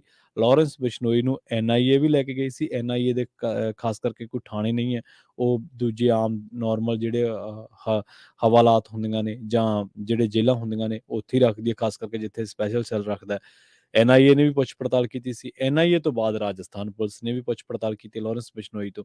ਸੋ 5-6 ਥਾਈਂ ਲਾਰੈਂਸ ਬਿਸ਼ਨੋਈ ਨੂੰ ਲਿਜਾਇਆ ਗਿਆ। ਇਹ ਇੰਟਰਵਿਊ ਕਿੱਥੇ ਹੋਈ ਹੈ? ਇਹ ਕਹਿੰਦੇ ਜੀ ਉਹਦੇ ਤਾਂ ਵਾਲ ਕੱਟੇ ਆ ਤੇ ਵਾਲ, ਜਿਹੜੀ ਫੋਟੋ ਤੁਸੀਂ ਦੇਖ ਸਕਦੇ ਹੋ, ਵਾਲ ਤਾਂ ਬੰਦੇ ਦੇ ਘੰਟੇ ਬਾਅਦ ਕੱਟ ਦਿਓ, ਫੋਟੋ ਖਿੱਚ ਲਓ, ਉਹਦਾ ਕੋਈ ਪ੍ਰੂਫ ਨਹੀਂ ਹੈ ਕਿ ਵਾਲ ਕੱਟੇ ਆ। ਸੋ ਸਭ ਤੋਂ ਵੱਡੀ ਗੱਲ ਤਾਂ ਇਹ ਹੈ ਕਿ ਇੰਟਰਵਿਊ ਕਰਨ ਵਾਲਾ ਤੇ ਇੰਟਰਵਿਊ ਕਰਵਾਉਣ ਵਾਲਾ ਦੋਨੇ ਦੱਸ ਸਕਦੇ ਕਿ ਇੰਟਰਵਿਊ ਹੋਈ ਕਿੱਥੇ ਹੈ ਤੇ ਇਹਦੇ ਬਾਬਤ ਪੰਜਾਬ ਪੁਲਿਸ ਮਾਮਲਾ ਕਿਉਂ ਨਹੀਂ ਦਰਜ ਕਰ ਰਹੀ? ਇਹ ਇੱਕ ਵੱਡਾ ਸਵਾਲ ਹੈ। ਵਧਦੇ ਹਾਂ ਮੋਗਾ ਦੇ ਵੱਲ। ਥਾਣਾ ਨਿਹਾਲ ਸਿੰਘ ਦਿਵਾਲਾ ਦੇ ਅਧੀਨ ਆਉਂਦਾ ਪਿੰਡ ਘੋਲੀਆ ਖੁਰਦ। ਇੱਥੇ ਡਾਕਘਰ ਮੁਲਾਜ਼ਮ ਹੈ 50 ਸਾਲਾ ਜਸਵਿੰਦਰ ਸਿੰਘ ਤੇ ਉਹਨੂੰ ਅਣਪਛਾਤੇ ਬੰਦਿਆਂ ਨੇ ਗੋਲੀਆਂ ਮਾਰ ਦਿੱਤੀਆਂ। ਇਸੇ ਦੌਰਾਨ ਪੁਲਿਸ ਨੇ ਹਮਲਾਵਰ ਦਾ ਪਿੱਛਾ ਕਰਕੇ ਉਸ ਨੂੰ ਗ੍ਰਿਫਤਾਰ ਕਰ ਲਿਆ। ਹਮਲਾਵਰ ਵੀ ਇਸੇ ਡਾਕਘਰ ਦਾ ਮੁਲਾਜ਼ਮ ਦੱਸਿਆ ਗਿਆ। ਗੰਭੀਰ ਜ਼ਖਮੀ ਨੂੰ DMC ਲੁਧਿਆਣਾ ਰੈਫਰ ਕਰ ਦਿੱਤਾ ਗਿਆ। ਮੌਕੇ ਤੇ ਕਈ ਹੋਰ ਪੁਲਿਸ ਅਧਿਕਾਰੀ ਵੀ ਬਾਅਦ ਦੇ ਵਿੱਚ ਪਹੁੰਚੇ ਸੀਗੇ। ਸੋ ਡਾਕਘਰ ਦੇ ਮੁਲਾਜ਼ਮ ਨੇ ਹੀ ਡਾਕਘਰ ਦੇ ਮੁਲਾਜ਼ਮ ਨੂੰ ਗੋਲੀਆਂ ਮਾਰ ਦਿੱਤੀਆਂ। ਘੋਲੀਏ ਖੁਰਦ ਦੀ ਇਹ ਘਟਨਾ। ਅਗਲੀ ਖਬਰ ਦੇ ਵੱਲ ਵਧੀਏ ਤੇ ਰੁਖ ਕਰੀਏ ਮੋਹਾਲੀ ਦਾ। ਮੋਹਾਲੀ ਦੀ CBI ਅਦਾਲਤ ਨੇ ਕਰੀਬ 3 ਦਹਾਕੇ ਪੁਰਾਣੇ ਸਿੱਖ ਨੌਜਵਾਨ, ਜਿਹੜਾ ਕਿ ਬੈਂਕ ਦੇ ਵਿੱਚ ਕੰਮ ਕਰਦਾ ਸੀ, ਕੁਲਦੀਪ ਸਿੰਘ ਨੂੰ ਅਗਵਾ ਕਰਕੇ ਜਾਨੋਂ ਮਾਰਨ ਦੇ ਮਾਮਲੇ ਦੇ ਵਿੱਚ ਪੰਜਾਬ ਪੁਲਿਸ ਦੇ ਤਤਕਾਲੀ ਇੰਸਪੈਕਟਰ ਸੂਬਾ ਸਿੰਘ ਉਰਫ ਸੂਬਾ ਤੇ ਉਸ ਦੇ ਨਾਲ ਗਨਮੈਨ ਝਰਮਲ ਸਿੰਘ ਨੂੰ ਦੋਸ਼ੀ ਕਰਾਰ ਦਿੱਤਾ ਹੈ। ਸੂਬਾ ਸਿੰਘ ਨੂੰ 3 ਸਾਲ ਤੇ ਝਰਮਲ ਸਿੰਘ ਨੂੰ 5 ਸਾਲ ਕੈਦ ਦੀ ਸਜ਼ਾ ਸੁਣਾਈ ਗਈ ਹੈ। ਇਸ ਮਾਮਲੇ ਦੇ ਵਿੱਚ ਨਾਮਜ਼ਦ ਉਸ ਸਮੇਂ ਦੇ SHO ਗੁਰਦੇਵ ਸਿੰਘ ਦੀ ਕੁਝ ਸਮਾਂ ਪਹਿਲਾਂ ਮੌਤ ਹੋ ਗਈ ਹੈ। ਪੀੜਤ ਪਰਿਵਾਰ ਦੇ ਵਕੀਲ ਸਰਬਜੀਤ ਸਿੰਘ ਅਤੇ ਪੁਸ਼ਪਿੰਦਰ ਸਿੰਘ ਨੱਤ ਨੇ ਦੱਸਿਆ ਕਿ ਤਰਨਤਾਰਨ ਪੁਲਿਸ ਨੇ 1 ਜੂਨ 1992 ਦੇ ਵਿੱਚ ਕੁਲਦੀਪ ਸਿੰਘ ਵਾਸੀ ਕੋਟਲੀ ਸਰੂਖਾ ਤਰਨਤਾਰਨ ਨੂੰ ਕਿਸੇ ਜਾਣਕਾਰ ਦੇ ਘਰੋਂ ਚੁੱਕ ਕੇ ਬਾਅਦ ਦੇ ਵਿੱਚ ਝੂਠਾ ਪੁਲਿਸ ਮੁਕਾਬਲਾ ਦਿਖਾ ਕੇ ਮੌਤ ਦੇ ਘਾਟ ਉਤਾਰ ਦਿੱਤਾ ਸੀ। ਇਸ ਮਾਮਲੇ ਦੀ ਸੁਣਵਾਈ ਮੁਹਾਲੀ ਸਥਿਤ ਸੀਬੀਆਈ ਦੀ ਵਿਸ਼ੇਸ਼ ਅਦਾਲਤ ਦੇ ਵਿੱਚ ਚੱਲ ਰਹੀ ਸੀ। ਅਦਾਲਤ ਨੇ ਸਾਬਕਾ ਇੰਸਪੈਕਟਰ ਤੇ ਗਨਮੈਨ ਨੂੰ ਦੋਸ਼ੀ ਕਰਾਰ ਦਿੱਤਾ ਸੀਗਾ। ਇੱਕ ਦੀ ਮੌਤ ਹੋ ਚੁੱਕੀ ਹੈ, ਜਿਹੜਾ ਕਿ ਐਸਐਚਓ ਗੁਰਦੇਵ ਸਿੰਘ ਦੱਸਿਆ ਗਿਆ। 1992 ਦੀ ਘਟਨਾ ਹੈ ਤੇ 92 ਤੋਂ ਬਾਅਦ ਹੁਣ 30 ਸਾਲ ਹੋ ਚੁੱਕੇ ਨੇ, ਤਕਰੀਬਨ 30 ਤੋਂ ਵੀ ਵੱਧ ਹੀ ਹੋ ਚੁੱਕੇ ਨੇ। ਹੁਣ ਪਤਾ ਲੱਗਿਆ ਜਾਂ ਹੁਣ ਜਿਹੜੇ ਬੰਦਿਆਂ ਨੇ ਉਦੋਂ ਗੁਨਾਹ ਕੀਤਾ ਉਹਨਾਂ ਨੂੰ ਹੁਣ ਦੋਸ਼ੀ ਕਰਾਰ ਦਿੱਤਾ ਗਿਆ। ਤਾਂ ਜਿਹੜਾ ਪਰਿਵਾਰ 30 ਸਾਲ ਜੱਦੋ-ਜਹਿਦ ਕਰਦਾ ਰਿਹਾ, ਉਹਨੂੰ 30 ਸਾਲਾਂ ਬਾਅਦ ਅੱਜ ਅਹਿਸਾਸ ਹੋਇਆ ਕਿ ਸਾਡੇ ਬੰਦੇ ਨੂੰ ਮਾਰਨ ਵਾਲੇ, ਸਾਡੇ ਪੁੱਤ ਨੂੰ ਮਾਰਨ ਵਾਲੇ ਲੋਕ ਜਿਹੜੇ ਆ, ਉਹਨਾਂ ਨੂੰ ਹੁਣ ਸਜ਼ਾ ਹੋਈ ਹੈ। 3 ਦਹਾਕੇ ਤਰਸਣਾ ਪਿਆ ਇੱਕ ਉਸ ਵਧੀਕੀ ਦਾ ਨਾਂ ਲੈਣ ਲਈ, ਜਿਹੜੀ ਵਧੀਕੀ ਉਹਨਾਂ ਦੇ ਨਾਲ ਕੀਤੀ ਗਈ ਤੇ ਜਿਹਦੇ ਲਈ ਉਹਨਾਂ ਦਾ ਕੋਈ ਕਸੂਰ ਵੀ ਨਹੀਂ ਸੀਗਾ। ਘਰੋਂ ਚੱਕਿਆ ਗਿਆ, ਰਿਸ਼ਤੇਦਾਰ ਦੇ ਘਰੋਂ ਚੱਕਿਆ ਸੀਗਾ। ਔਰ ਇਹ ਕਹਾਣੀ ਇਕੱਲੇ ਕੁਲਦੀਪ ਸਿੰਘ ਦੀ ਨਹੀਂ ਹੈ, ਹਜ਼ਾਰਾਂ ਕੁਲਦੀਪ ਸਿੰਘ ਦੀ ਇਹ ਕਹਾਣੀ ਹੈ। ਔਰ ਜਿਹੜਾ ਸ਼ਬਦ ਹੈ ਝੂਠਾ ਪੁਲਿਸ ਮੁਕਾਬਲਾ, ਵਰਤਦੇ ਤਾਂ ਅਸੀਂ ਰਹੇ ਹਾਂ ਇਹ ਸ਼ਬਦ, ਹੁਣ ਵੀ ਵਰਤ ਰਹੇ ਹਾਂ, ਪਰ ਮੁਕਾਬਲਾ ਵੀ ਸਹੀ ਸ਼ਬਦ ਨਹੀਂ ਹੈ। ਮਾਰ ਦੇਣਾ ਉਹ ਸ਼ਬਦ ਹੋ ਸਕਦਾ ਹੈ, ਜਾਂ ਫੇਕ ਕਿ ਐਨਕਾਊਂਟਰ ਇੱਕ ਸ਼ਬਦ ਹੈ, ਪਰ ਐਨਕਾਊਂਟਰ ਨੂੰ ਫਿਰ ਮੁਕਾਬਲਾ ਕਿਹਾ ਜਾਂਦਾ ਹੈ। ਮੁਕਾਬਲਾ ਤਾਂ ਅਸਲ ਦੇ ਵਿੱਚ ਉਹ ਹੋਇਆ ਨਾ ਕਿ ਜਿੱਥੇ ਦੋਨਾਂ ਧਿਰਾਂ ਦੇ ਵਿੱਚ ਬਰਾਬਰ ਦੇ ਹਥਿਆਰ ਹੋਣ, ਜਾਂ ਬਰਾਬਰਤਾ ਹੋਵੇ ਦੋਨਾਂ ਧਿਰਾਂ ਕੋਲੇ ਹਥਿਆਰ ਚਲਾਉਣ ਦੀ। ਪਰ ਉਹ ਤਾਂ ਨਹੀਂ ਹੈ। ਕਿਸੇ ਨੂੰ ਹੱਥ ਬੰਨ੍ਹ ਕੇ ਉਹਨੂੰ ਭੱਜਣ ਲਈ ਕਹਿ ਦੇਣਾ ਤੇ ਉਹਨੂੰ ਪਿੱਛੋਂ ਗੋਲੀ ਮਾਰ ਦੇਣੀ, ਜਾਂ ਕਿਸੇ ਦੇ ਹੱਥ ਬੰਨ੍ਹ ਕੇ ਉਹਨੂੰ ਨਿਹੱਥਾ ਕਰਕੇ ਉਹਨੂੰ ਜ਼ਮੀਨ ਤੇ ਸਿੱਟ ਦੇਣਾ ਤੇ ਗੋਲੀਆਂ ਮਾਰ ਦੇਣੀਆਂ। ਇਹ ਮੁਕਾਬਲਾ ਥੋੜ੍ਹਾ ਹੋਇਆ, ਇਹ ਤਾਂ ਇੱਕ ਕਤਲ ਹੋਇਆ, ਇੱਕ ਤਰੀਕੇ ਦੇ ਨਾਲ ਝੂਠਾ ਕਤਲ ਹੋਇਆ। ਸੋ ਇਹ ਵੀ ਜਿਹੜਾ ਸ਼ਬਦ ਹੈ ਅਸੀਂ ਵਰਤ ਤਾਂ ਰਹੇ ਹਾਂ, ਹੁਣ ਤੱਕ ਵੀ ਵਰਤ ਰਹੇ ਹਾਂ, ਅੱਗੇ ਵੀ ਸ਼ਾਇਦ ਵਰਤਿਆ ਜਾਊਗਾ। ਪਰ ਕਈ ਲੋਕ ਇਹਦੇ ਤੇ ਇਤਰਾਜ਼ ਕਰਦੇ ਆ ਕਿ ਮੁਕਾਬਲਾ ਤਾਂ ਉੱਥੇ ਹੁੰਦਾ ਜਿੱਥੇ ਦੋਨਾਂ ਧਿਰਾਂ ਕੋਲੇ ਬਰਾਬਰ ਦਾ ਅਸਲਾ ਹੋਵੇ, ਕਿ ਫਲਾਣੇ ਥਾਈਂ ਮੁਕਾਬਲਾ ਹੋਇਆ। ਆਪਾਂ ਪੜ੍ਹਦੇ ਹਾਂ ਨਾ ਕਿ ਬਾਂਦੀਪੁਰਾ ਦੇ ਵਿੱਚ ਮੁਕਾਬਲਾ ਹੋਇਆ, ਅੱਤਵਾਦੀਆਂ ਨਾਲ ਮੁਕਾਬਲਾ ਹੋਇਆ, ਫਲਾਣੇ ਥਾਂ ਮੁਕਾਬਲਾ ਹੋਇਆ। ਸੋ ਉਹ ਮੁਕਾਬਲਾ ਉਹ ਹੁੰਦਾ ਜਿੱਥੇ ਦੋਨਾਂ ਧਿਰਾਂ ਵੱਲੋਂ ਫਾਇਰਿੰਗ ਹੁੰਦੀ ਹੋਵੇ। ਇੱਥੇ ਤਾਂ ਇੱਕ ਧਿਰ ਤਾਂ ਪੀੜਤ ਹੈ। ਇੱਥੇ ਤਾਂ ਕਿਸੇ ਨੂੰ ਜੀਪ ਚੋਂ ਕੱਢ ਕੇ, ਕਿਸੇ ਨੂੰ ਕਿਵੇਂ ਚਰੀਆਂ ਜਵਾਰਾਂ, ਮੱਕੀਆਂ ਦੇ ਵਿੱਚੋਂ, ਗੰਨੇ ਕਮਾਦਾਂ ਦੇ ਵਿੱਚੋਂ ਕੱਢ ਕੇ ਮਾਰਿਆ ਗਿਆ। ਸੋ ਉਹ ਇਹ ਮੁਕਾਬਲੇ ਤਾਂ ਸ਼ਬਦ ਇੱਥੇ ਸ਼ਾਇਦ ਨਹੀਂ ਢੁਕਵਾਂ, ਪਰ ਇੰਨਾ ਜ਼ਰੂਰ ਹੈ ਕਿ ਇਹ ਇੱਕ ਕੁਲਦੀਪ ਸਿੰਘ ਦੀ ਕਹਾਣੀ ਨਹੀਂ। ਮੁਹਾਲੀ ਦੀ ਸੀਬੀਆਈ ਅਦਾਲਤ ਨੇ ਪਿਛਲੇ 2022 ਦੇ ਵਿੱਚ ਘੱਟੋ ਘੱਟ 6 ਮਾਮਲਿਆਂ ਦੇ ਵਿੱਚ, ਜਿਨ੍ਹਾਂ ਦੇ ਵਿੱਚ ਕੋਈ 27 ਸਾਲ ਪੁਰਾਣਾ ਮਾਮਲਾ ਸੀ, ਕੋਈ 26 ਸਾਲ ਪੁਰਾਣਾ ਮਾਮਲਾ ਸੀ, 1991 92 90 ਤੋਂ ਬਾਅਦ ਦੇ ਤਕਰੀਬਨ ਸਾਰੇ ਮਾਮਲੇ ਆ ਇਹ। ਤਾਂ ਉਹਨਾਂ ਮਾਮਲਿਆਂ ਦੇ ਵਿੱਚ ਘੱਟੋ ਘੱਟ 6 ਮਾਮਲਿਆਂ ਦੇ ਵਿੱਚ 13 ਪੁਲਿਸ ਮੁਲਾਜ਼ਮਾਂ ਨੂੰ, 13 ਤੋਂ ਲੈ ਕੇ 14 ਗਿਣਤੀ ਹੈ ਜਿਹੜੀ ਦੱਸੀ ਗਈ ਹੈ, ਜਿਹੜੇ ਸਜ਼ਾ ਯਾਫਤਾ ਨੇ। ਕੁਛ 3-4 ਜਿਹੜੇ ਨੇ ਇਸ ਸੰਸਾਰ ਦੇ ਵਿੱਚ, ਇਸ ਦੁਨੀਆ ਦੇ ਵਿੱਚ ਨਹੀਂ ਰਹੇ, ਪਰ ਉਹਨਾਂ ਨੂੰ ਸਜ਼ਾ ਜਿਹੜੀ ਹੈ ਇਹਨਾਂ ਮਾਮਲਿਆਂ ਦੇ ਵਿੱਚ ਜ਼ਰੂਰ ਹੋਣੀ ਸੀ। ਹੁਣ ਇਸ ਮਾਮਲੇ ਦੇ ਵਿੱਚ ਸੂਬਾ ਸਿੰਘ ਨੂੰ 3 ਸਾਲ, ਝਰਮਲ ਸਿੰਘ ਨੂੰ 5 ਸਾਲ ਤੇ ਗੁਰਦੇਵ ਸਿੰਘ ਜਿਹਦੀ ਮੌਤ ਹੋ ਚੁੱਕੀ ਹੈ, ਉਹ ਵੀ ਇਸ ਮਾਮਲੇ ਦੇ ਵਿੱਚ ਨਾਮਜ਼ਦ ਸੀ। ਸਰਬਜੀਤ ਸਿੰਘ ਜਿਹੜੇ ਨੇ ਉਹ ਕਾਫੀ ਜੱਦੋਜਹਿਦ ਕਰ ਰਹੇ ਨੇ ਇਹਨਾਂ ਮਾਮਲਿਆਂ ਨੂੰ ਲੈ ਕੇ। ਅਗਲੀ ਖਬਰ ਦੇ ਵੱਲ ਵਧੀਏ ਤੇ ਗੱਲ ਕਰੀਏ ਕੈਨੇਡਾ ਦੇ 700 ਵਿਦਿਆਰਥੀਆਂ ਦੀ। ਜਲੰਧਰ ਪੁਲਿਸ ਨੇ ਕਿਹਾ ਕਿ ਉਸ ਨੇ ਕੈਨੇਡਾ ਤੋਂ ਵਾਪਸ ਭੇਜੇ ਜਾ ਰਹੇ 700 ਭਾਰਤੀ ਵਿਦਿਆਰਥੀਆਂ ਨੂੰ ਜਾਅਲੀ ਦਸਤਾਵੇਜ਼ ਜਾਰੀ ਕਰਨ ਵਾਲੇ ਟਰੈਵਲ ਏਜੰਟ ਦੇ ਦਫ਼ਤਰ ਦਾ ਪਤਾ ਲਾ ਲਿਆ। ਪੁਲਿਸ ਨੇ ਦੱਸਿਆ ਕਿ ਦਫ਼ਤਰ ਸ਼ਹਿਰ ਦੇ ਬੱਸ ਅੱਡੇ ਦੇ ਨੇੜੇ ਹੈ, ਪਰ 6 ਮਹੀਨਿਆਂ ਤੋਂ ਬੰਦ ਹੈ। ਉਹਨਾਂ ਇਹ ਵੀ ਕਿਹਾ ਕਿ ਉਹ ਹੋਰ ਵੇਰਵਿਆਂ ਦੀ ਤਸਦੀਕ ਕਰ ਰਹੇ ਨੇ। ਹਾਲੇ ਤੱਕ ਇਸ ਸੰਬੰਧੀ ਕੋਈ ਸ਼ਿਕਾਇਤ ਨਹੀਂ ਮਿਲੀ। ਕੁਝ ਮੀਡੀਆ ਰਿਪੋਰਟਾਂ ਦੇ ਵਿੱਚ ਕਿਹਾ ਗਿਆ ਕਿ 700 ਤੋਂ ਵੱਧ ਭਾਰਤੀ ਵਿਦਿਆਰਥੀਆਂ ਨੂੰ ਜਲੰਧਰ ਸਥਿਤ ਟਰੈਵਲ ਏਜੰਟ ਵੱਲੋਂ ਜਾਰੀ ਕੀਤੇ ਗਏ ਜਾਅਲੀ ਦਸਤਾਵੇਜ਼ ਜਮ੍ਹਾਂ ਕਰਵਾਉਣ ਕਰਕੇ ਡਿਪੋਰਟ ਕੀਤਾ ਜਾ ਰਿਹਾ ਹੈ। ਵਿਦਿਆਰਥੀ 2018 ਤੇ 19 ਦੇ ਵਿੱਚ ਸਟੱਡੀ ਵੀਜ਼ੇ ਤੇ ਕੈਨੇਡਾ ਗਏ ਸਨ, ਪਰ ਹਾਲ ਹੀ ਦੇ ਵਿੱਚ ਕੈਨੇਡਾ ਦੇ ਵਿੱਚ ਪੱਕੀ ਰਿਹਾਇਸ਼ ਦੇ ਲਈ ਅਪਲਾਈ ਕਰਨ ਤੇ ਧੋਖਾਧੜੀ ਦਾ ਮਾਮਲਾ ਸਾਹਮਣੇ ਆ ਗਿਆ। ਤੇ ਗੱਲ ਕਰਦੇ ਹਾਂ ਕੁਲਦੀਪ ਸਿੰਘ ਵੈਦ ਦੀ। ਆਮਦਨ ਤੋਂ ਵੱਧ ਜਾਇਦਾਦ ਬਣਾਉਣ ਦੇ ਦੋਸ਼ ਹੇਠ ਵਿਜੀਲੈਂਸ ਜਾਂਚ ਦਾ ਸਾਹਮਣਾ ਕਰ ਰਹੇ ਲੁਧਿਆਣਾ ਦੇ ਹਲਕਾ ਗਿੱਲ ਤੋਂ ਸਾਬਕਾ ਵਿਧਾਇਕ ਕੁਲਦੀਪ ਸਿੰਘ ਵੈਦ ਨੂੰ ਹੁਣ ਵਿਜੀਲੈਂਸ ਵੱਲੋਂ ਪੁੱਛ ਪੜਤਾਲ ਦੇ ਲਈ 20 ਮਾਰਚ ਨੂੰ ਪੇਸ਼ ਹੋਣ ਦੇ ਹੁਕਮ ਜਾਰੀ ਕੀਤੇ ਗਏ ਨੇ। ਜਾਣਕਾਰੀ ਦੇ ਮੁਤਾਬਕ ਪਿਛਲੇ 2 ਦਿਨਾਂ ਤੋਂ ਵਿਜੀਲੈਂਸ ਦੀ ਟੀਮ ਕੁਲਦੀਪ ਵੈਦ ਦੀਆਂ ਜਾਇਦਾਦਾਂ ਦੀ ਜਾਂਚ ਕਰ ਰਹੀ ਸੀ ਤੇ ਇਸੇ ਦੌਰਾਨ ਵੈਦ ਹੁਣ ਤੱਕ ਗਾਇਬ ਰਹੇ। ਚੰਡੀਗੜ੍ਹ ਤੋਂ ਆਈ ਵਿਸ਼ੇਸ਼ ਜਾਂਚ ਟੀਮ ਨੇ ਕੁਲਦੀਪ ਸਿੰਘ ਵੈਦ ਦੀਆਂ ਸਾਰੀਆਂ ਜਾਇਦਾਦਾਂ ਦੀ ਜਾਂਚ ਕਰਨ ਤੋਂ ਮਗਰੋਂ ਰਿਪੋਰਟ ਤਿਆਰ ਕੀਤੀ ਹੈ। ਇਸ ਸੰਬੰਧੀ ਨਗਰ ਨਿਗਮ ਤੇ ਗਲਾਡਾ ਦੇ ਅਧਿਕਾਰੀਆਂ ਤੋਂ ਵੀ ਸਾਬਕਾ ਵਿਧਾਇਕ ਦੀ ਜਾਇਦਾਦ ਦਾ ਰਿਕਾਰਡ ਮੰਗਿਆ ਗਿਆ। ਵਿਜੀਲੈਂਸ ਦੀ ਟੀਮ ਨੇ ਵੈਦ ਦੀਆਂ ਪ੍ਰਾਪਰਟੀਆਂ ਦੇ ਕਾਗਜ਼ਾਤ ਕਬਜ਼ੇ ਦੇ ਵਿੱਚ ਲੈ ਲਏ ਨੇ। ਪਤਾ ਲੱਗਿਆ ਕਿ ਪਿਛਲੇ 2 ਦਿਨ ਲਗਾਤਾਰ ਚੱਲੀ ਇਸ ਜਾਂਚ ਦੇ ਦੌਰਾਨ ਵਿਜੀਲੈਂਸ ਦੇ ਹੱਥ ਕਈ ਕਾਗਜ਼ਾਤ ਲੱਗੇ ਨੇ, ਜਿਸ ਤੋਂ ਮਗਰੋਂ ਹੁਣ ਸਾਬਕਾ ਵਿਧਾਇਕ ਨੂੰ ਵਿਜੀਲੈਂਸ ਅੱਗੇ ਪੇਸ਼ ਹੋਣ ਦੇ ਲਈ ਕਿਹਾ ਗਿਆ। ਵਿਜੀਲੈਂਸ ਵੱਲੋਂ ਅਧਿਕਾਰੀ ਵਜੋਂ ਤੈਨਾਤ ਕੁਲਦੀਪ ਵੈਦ ਦੇ ਕਾਰਜਕਾਲ ਤੋਂ ਲੈ ਕੇ ਵਿਧਾਇਕ ਬਣਨ ਦੇ ਸਮੇਂ ਦੀ ਜਾਂਚ ਕੀਤੀ ਜਾ ਰਹੀ ਹੈ। ਇਹ ਵੀ ਜਾਣਕਾਰੀ ਮਿਲੀ ਹੈ ਕਿ ਵਿਧਾਇਕ ਦੇ 5 ਮੰਜ਼ਿਲਾ ਹੋਟਲ ਦੀ ਜਾਂਚ ਦੇ ਦੌਰਾਨ ਇਹ ਗੱਲ ਸਾਹਮਣੇ ਆਈ ਹੈ ਕਿ ਇਸ ਦੀਆਂ ਸਿਰਫ 2 ਮੰਜ਼ਿਲਾਂ ਦਾ ਨਕਸ਼ਾ ਪਾਸ ਕਰਵਾਇਆ ਗਿਆ ਸੀ, ਜਦਕਿ ਉੱਪਰ ਵਾਲੀਆਂ 3 ਮੰਜ਼ਿਲਾਂ ਦੀ ਉਸਾਰੀ ਨਜਾਇਜ਼ ਕਰਵਾਈ ਗਈ ਹੈ। ਵਿਜੀਲੈਂਸ ਦੀ ਜਾਂਚ ਟੀਮ ਵੱਲੋਂ ਵੈਦ ਦੇ ਪਰਿਵਾਰਕ ਮੈਂਬਰਾਂ ਦੇ ਨਾਂ ਦਰਜ ਜਾਇਦਾਦਾਂ ਦੀ ਜਾਂਚ ਦੇ ਉੱਤੇ ਵੀ ਕੀਤੀ ਜਾ ਰਹੀ ਹੈ। ਇਸ ਸੰਬੰਧੀ ਵਿਜੀਲੈਂਸ ਦੇ ਐਸਐਸਪੀ ਰਵਿੰਦਰਪਾਲ ਸਿੰਘ ਸੰਧੂ ਨੇ ਦੱਸਿਆ ਕਿ ਸਾਬਕਾ ਵਿਧਾਇਕ ਨੂੰ 20 ਮਾਰਚ ਨੂੰ ਪੇਸ਼ ਹੋਣ ਦੇ ਲਈ ਆਖਿਆ ਗਿਆ ਤਾਂ ਜੋ ਉਹਨਾਂ ਤੋਂ ਜਾਣਕਾਰੀਆਂ ਪ੍ਰਾਪਤ ਕੀਤੀਆਂ ਜਾ ਸਕਣ। ਉਹਨਾਂ ਕਿਹਾ ਕਿ ਪੂਰੀ ਜਾਂਚ ਹੋਣ ਤੋਂ ਬਾਅਦ ਜਿਹੜੇ ਤੱਥ ਸਾਹਮਣੇ ਆਉਣਗੇ ਉਹਨਾਂ ਦੇ ਆਧਾਰ ਤੇ ਬਣਦੀ ਕਾਰਵਾਈ ਕੀਤੀ ਜਾਵੇਗੀ। ਸੋ ਪੰਜਾਬੀ ਰੇਡੀਓ ਯੂਐਸਏ ਤੇ ਇੱਕ ਰਿਪੋਰਟ ਵੀ ਇਸ ਸੰਬੰਧੀ ਜਿਹੜੀ ਨਸ਼ਰ ਆ ਉਹ ਕਰ ਚੁੱਕੇ ਆ ਕਿ ਇਸ ਵੇਲੇ ਦਰਜਨ ਤੋਂ ਵੱਧ ਕਾਂਗਰਸੀ ਜਿਹੜੇ ਆ ਉਹਨਾਂ ਦੇ ਉੱਤੇ ਵਿਜੀਲੈਂਸ ਜਾਂਚ ਦਾ ਜਿਹੜਾ ਸ਼ਿਕੰਜਾ ਉਹ ਕੱਸਿਆ ਹੋਇਆ। ਜੇਕਰ ਇਹਨਾਂ ਦੇ ਵਿੱਚ ਨਾਂ ਲਈਏ ਤਾਂ ਤਿਆਰੀ ਕੀਤੀ ਜਾ ਰਹੀ ਹੈ ਸਾਬਕਾ ਮੁੱਖ ਮੰਤਰੀ ਕੈਪਟਨ ਅਮਰਿੰਦਰ ਸਿੰਘ ਦੀ, ਸਾਬਕਾ ਮੁੱਖ ਮੰਤਰੀ ਚਰਨਜੀਤ ਚੰਨੀ ਦੇ ਖਿਲਾਫ ਲੁੱਕਆਊਟ ਸਰਕੂਲਰ ਜਾਰੀ ਕੀਤਾ ਗਿਆ, ਸਾਬਕਾ ਮੰਤਰੀ ਸਾਧੂ ਸਿੰਘ ਧਰਮਸੋਤ ਨੂੰ ਵਿਜੀਲੈਂਸ ਨੇ ਪੁੱਛ ਪੜਤਾਲ ਕੀਤੀ, ਮਾਮਲਾ ਦਰਜ ਹੈ। ਵਿਜੇਂਦਰ ਸਿੰਗਲਾ ਨੂੰ ਸੱਦਿਆ ਗਿਆ ਸੀ, ਸਾਬਕਾ ਮੰਤਰੀ ਹੈ। ਸਾਬਕਾ ਵਿਧਾਇਕਾ ਸਤਿਕਾਰ ਕੌਰ ਗਹਿਰੀ ਉੱਤੇ ਵੀ ਪਰਚਾ ਦਰਜ ਹੋ ਗਿਆ, ਸੁੰਦਰ ਸ਼ਾਮ ਅਰੋੜੇ ਤੇ ਵੀ ਹੋ ਗਿਆ, ਸੰਗਤ ਸਿੰਘ ਗਿੱਲ ਜੀਆਂ ਤੇ ਜਾਂਚ ਲਈ ਚੱਲ ਰਹੀ ਹੈ। ਸਾਬਕਾ ਮੰਤਰੀ ਭਾਰਤ ਭੂਸ਼ਣ ਆਸੂ ਜੇਲ੍ਹ ਦੇ ਵਿੱਚ ਹੈ। ਕੈਪਟਨ ਸੰਦੀਪ ਸੰਧੂ ਦੇ ਖਿਲਾਫ ਲਾਈਟ ਘੁਟਾਲੇ ਦੇ ਮਾਮਲੇ ਦੇ ਵਿੱਚ ਚੱਲ ਰਹੀ ਹੈ ਵਿਜੀਲੈਂਸ ਜਾਂਚ। ਵਿਧਾਇਕ ਪ੍ਰਗਟ ਸਿੰਘ ਖੇਡ ਕਿੱਟ ਘੁਟਾਲੇ ਦੇ ਵਿੱਚ ਨਾਮ ਆਇਆ। ਸਾਬਕਾ ਵਿਧਾਇਕ ਇੱਕੀ ਢਿੱਲੋਂ ਤੋਂ ਪੁੱਛ ਪੜਤਾਲ ਕੀਤੀ ਜਾ ਰਹੀ ਹੈ। ਆਮਦਨ ਤੋਂ ਵੱਧ ਸਰੋਤਾਂ ਦੀ ਜਿਹੜੀ ਵੱਧ ਜਾਇਦਾਦ, ਆਮਦਨ ਦੇ ਸਰੋਤਾਂ ਤੋਂ ਵੱਧ ਦੀ ਜਾਇਦਾਦ ਦੇ ਮਾਮਲੇ ਦੇ ਵਿੱਚ ਬਰਿੰਦਰਮੀਤ ਸਿੰਘ ਪਾੜੇ ਤੋਂ ਪੁੱਛ ਪੜਤਾਲ ਕੀਤੀ ਜਾ ਰਹੀ ਹੈ। ਕੋਠੀਆਂ ਦੀ ਪਮਾਇਸ਼ ਹੋ ਚੁੱਕੀ ਹੈ। ਮਦਨ ਲਾਲ ਜਲਾਲਪੁਰ ਦੀਆਂ ਕੋਠੀਆਂ ਮਿਲ ਰਹੀਆਂ ਨੇ ਵਿਜੀਲੈਂਸ ਨੇ। ਕੁਲਦੀਪ ਵੈਦ ਦੀ ਚਰਚਾ ਕਰਕੇ ਹਟੇ ਆ। ਓਮ ਪ੍ਰਕਾਸ਼ ਸੋਨੀ, ਬ੍ਰਹਮ ਮਹਿੰਦਰਾ, ਗੁਰਪ੍ਰੀਤ ਕਾਂਗੜ ਜਿਹੜੇ ਕਿ ਹੁਣ ਭਾਜਪਾ ਦੇ ਵਿੱਚ ਨੇ, ਬਲਬੀਰ ਸਿੰਘ ਸਿੱਧੂ ਜ਼ਮੀਨ ਘੁਟਾਲੇ ਮਾਮਲੇ ਦੇ ਵਿੱਚ ਜਾਂਚ ਚੱਲ ਰਹੀ ਹੈ। ਸੋ ਤਕਰੀਬਨ ਇਹ ਨਾਂ ਨੇ ਜਿੰਨੇ ਜੇਕਰ ਗਿਣਤੀ ਕਰੋਗੇ ਤਾਂ ਇਹ 14-15 ਤੋਂ ਵੱਧ ਨਾਂ ਨੇ ਸਾਬਕਾ ਕਾਂਗਰਸੀ ਲੀਡਰਾਂ ਦੇ। ਇਹਨਾਂ ਦੇ ਵਿੱਚੋਂ ਕਈ ਹੁਣ ਭਾਜਪਾਈ ਬਣ ਚੁੱਕੇ ਨੇ। ਹਜੇ ਵੀ ਜਿਹੜੇ ਮਾਮਲਿਆਂ ਦੀ ਜਾਂਚ ਛੇੜਨੀ ਹੈ ਵਿਜੀਲੈਂਸ ਨੇ, ਜਿਹੜਾ ਕਿ ਜਿੰਨਾ ਕੁ ਸਾਨੂੰ ਪਤਾ ਲੱਗਿਆ, ਉਹ ਇੱਕ ਤਾਂ ਜਿਹੜਾ ਤ੍ਰਿਪਤ ਰਜਿੰਦਰ ਸਿੰਘ ਬਾਜਵਾ ਪੰਚਾਇਤ ਮੰਤਰੀ ਰਹੇ ਨੇ, ਉਹਨਾਂ ਨੇ ਕੀ ਕੀਤਾ ਜਦੋਂ ਕੋਡ ਆਫ ਕੰਡਕਟ ਲੱਗ ਗਿਆ ਤੇ ਜਦੋਂ ਸ਼ਾਇਦ ਨਤੀਜੇ ਵੀ ਆ ਗਏ ਸੀ, ਉਦੋਂ ਬਾਅਦ ਦੀਆਂ ਰਜਿਸਟਰੀਆਂ ਕਰਵਾਈਆਂ ਨੇ, ਦੋਸ਼ ਇਹ ਲੱਗੇ ਨੇ, ਹਾਲਾਂਕਿ ਦੋਸ਼ਾਂ ਨੂੰ ਸਾਬਤ ਕਰਨਾ ਬਾਅਦ ਦੀ ਗੱਲ ਹੈ। ਤਾਂ ਇੱਕ ਉਹਨਾਂ ਦੇ ਮਾਮਲੇ ਦੇ ਵਿੱਚ ਜਾਂਚ ਚੱਲ ਸਕਦੀ ਹੈ। ਇੱਕ ਜਾਂਚ ਜਿਹੜੀ ਜੁੜੀ ਹੋਈ ਹੈ ਉਹ ਸੁਖਵਿੰਦਰ ਸਿੰਘ ਸੁੱਖ ਸਰਕਾਰੀਆ ਦੇ ਨਾਲ ਵੀ ਜਾ ਜੁੜਦੀ ਹੈ। ਇਸ ਤੋਂ ਇਲਾਵਾ ਸਿਹਤ ਮਹਿਕਮੇ ਦੇ ਵਿੱਚ ਵੀ ਕਈ ਘੁਟਾਲੇ ਹੋਏ ਨੇ ਜਿਨ੍ਹਾਂ ਦੀ ਜਾਂਚ ਆਉਣ ਵਾਲੇ ਦਿਨਾਂ ਦੇ ਵਿੱਚ ਕੀਤੀ ਜਾ ਸਕਦੀ ਹੈ। ਸਿਹਤ ਮੰਤਰੀ ਬਲਬੀਰ ਸਿੱਧੂ ਦੇ ਖਿਲਾਫ ਇੱਕ ਮਾਮਲੇ ਦੇ ਵਿੱਚ ਉਹ ਵੈਸੀ ਜਾਂਚ ਵਿਜੀਲੈਂਸ ਕਰ ਰਹੀ ਹੈ। ਇਸ ਤੋਂ ਇਲਾਵਾ ਟਰਾਂਸਪੋਰਟ ਵਿਭਾਗ ਦੇ ਵਿੱਚ ਚਰਚਾਵਾਂ ਨੇ ਕਿ ਆਉਣ ਵਾਲੇ ਟਾਈਮ ਦੇ ਵਿੱਚ ਉਸ ਵਿਭਾਗ ਦੇ ਵਿੱਚ ਵੀ ਜਿਹੜੀਆਂ ਲਾਪਰਵਾਹੀਆਂ, ਵਿੱਤੀ ਬੇਨਿਯਮੀਆਂ ਹੋਈਆਂ ਨੇ, ਉਹਨਾਂ ਮਾਮਲਿਆਂ ਦੇ ਵਿੱਚ ਵੀ ਜਾਂਚ ਚੱਲ ਸਕਦੀ। ਸੋ ਤਕਰੀਬਨ 1.5 ਦਰਜਨ ਜਿਹੜੇ ਕਾਂਗਰਸੀ ਆਗੂ ਹੈ ਇਸ ਵੇਲੇ ਉਹ ਵਿਜੀਲੈਂਸ ਦੀਆਂ ਪੇਸ਼ੀਆਂ ਭੁਗਤ ਰਹੇ ਨੇ।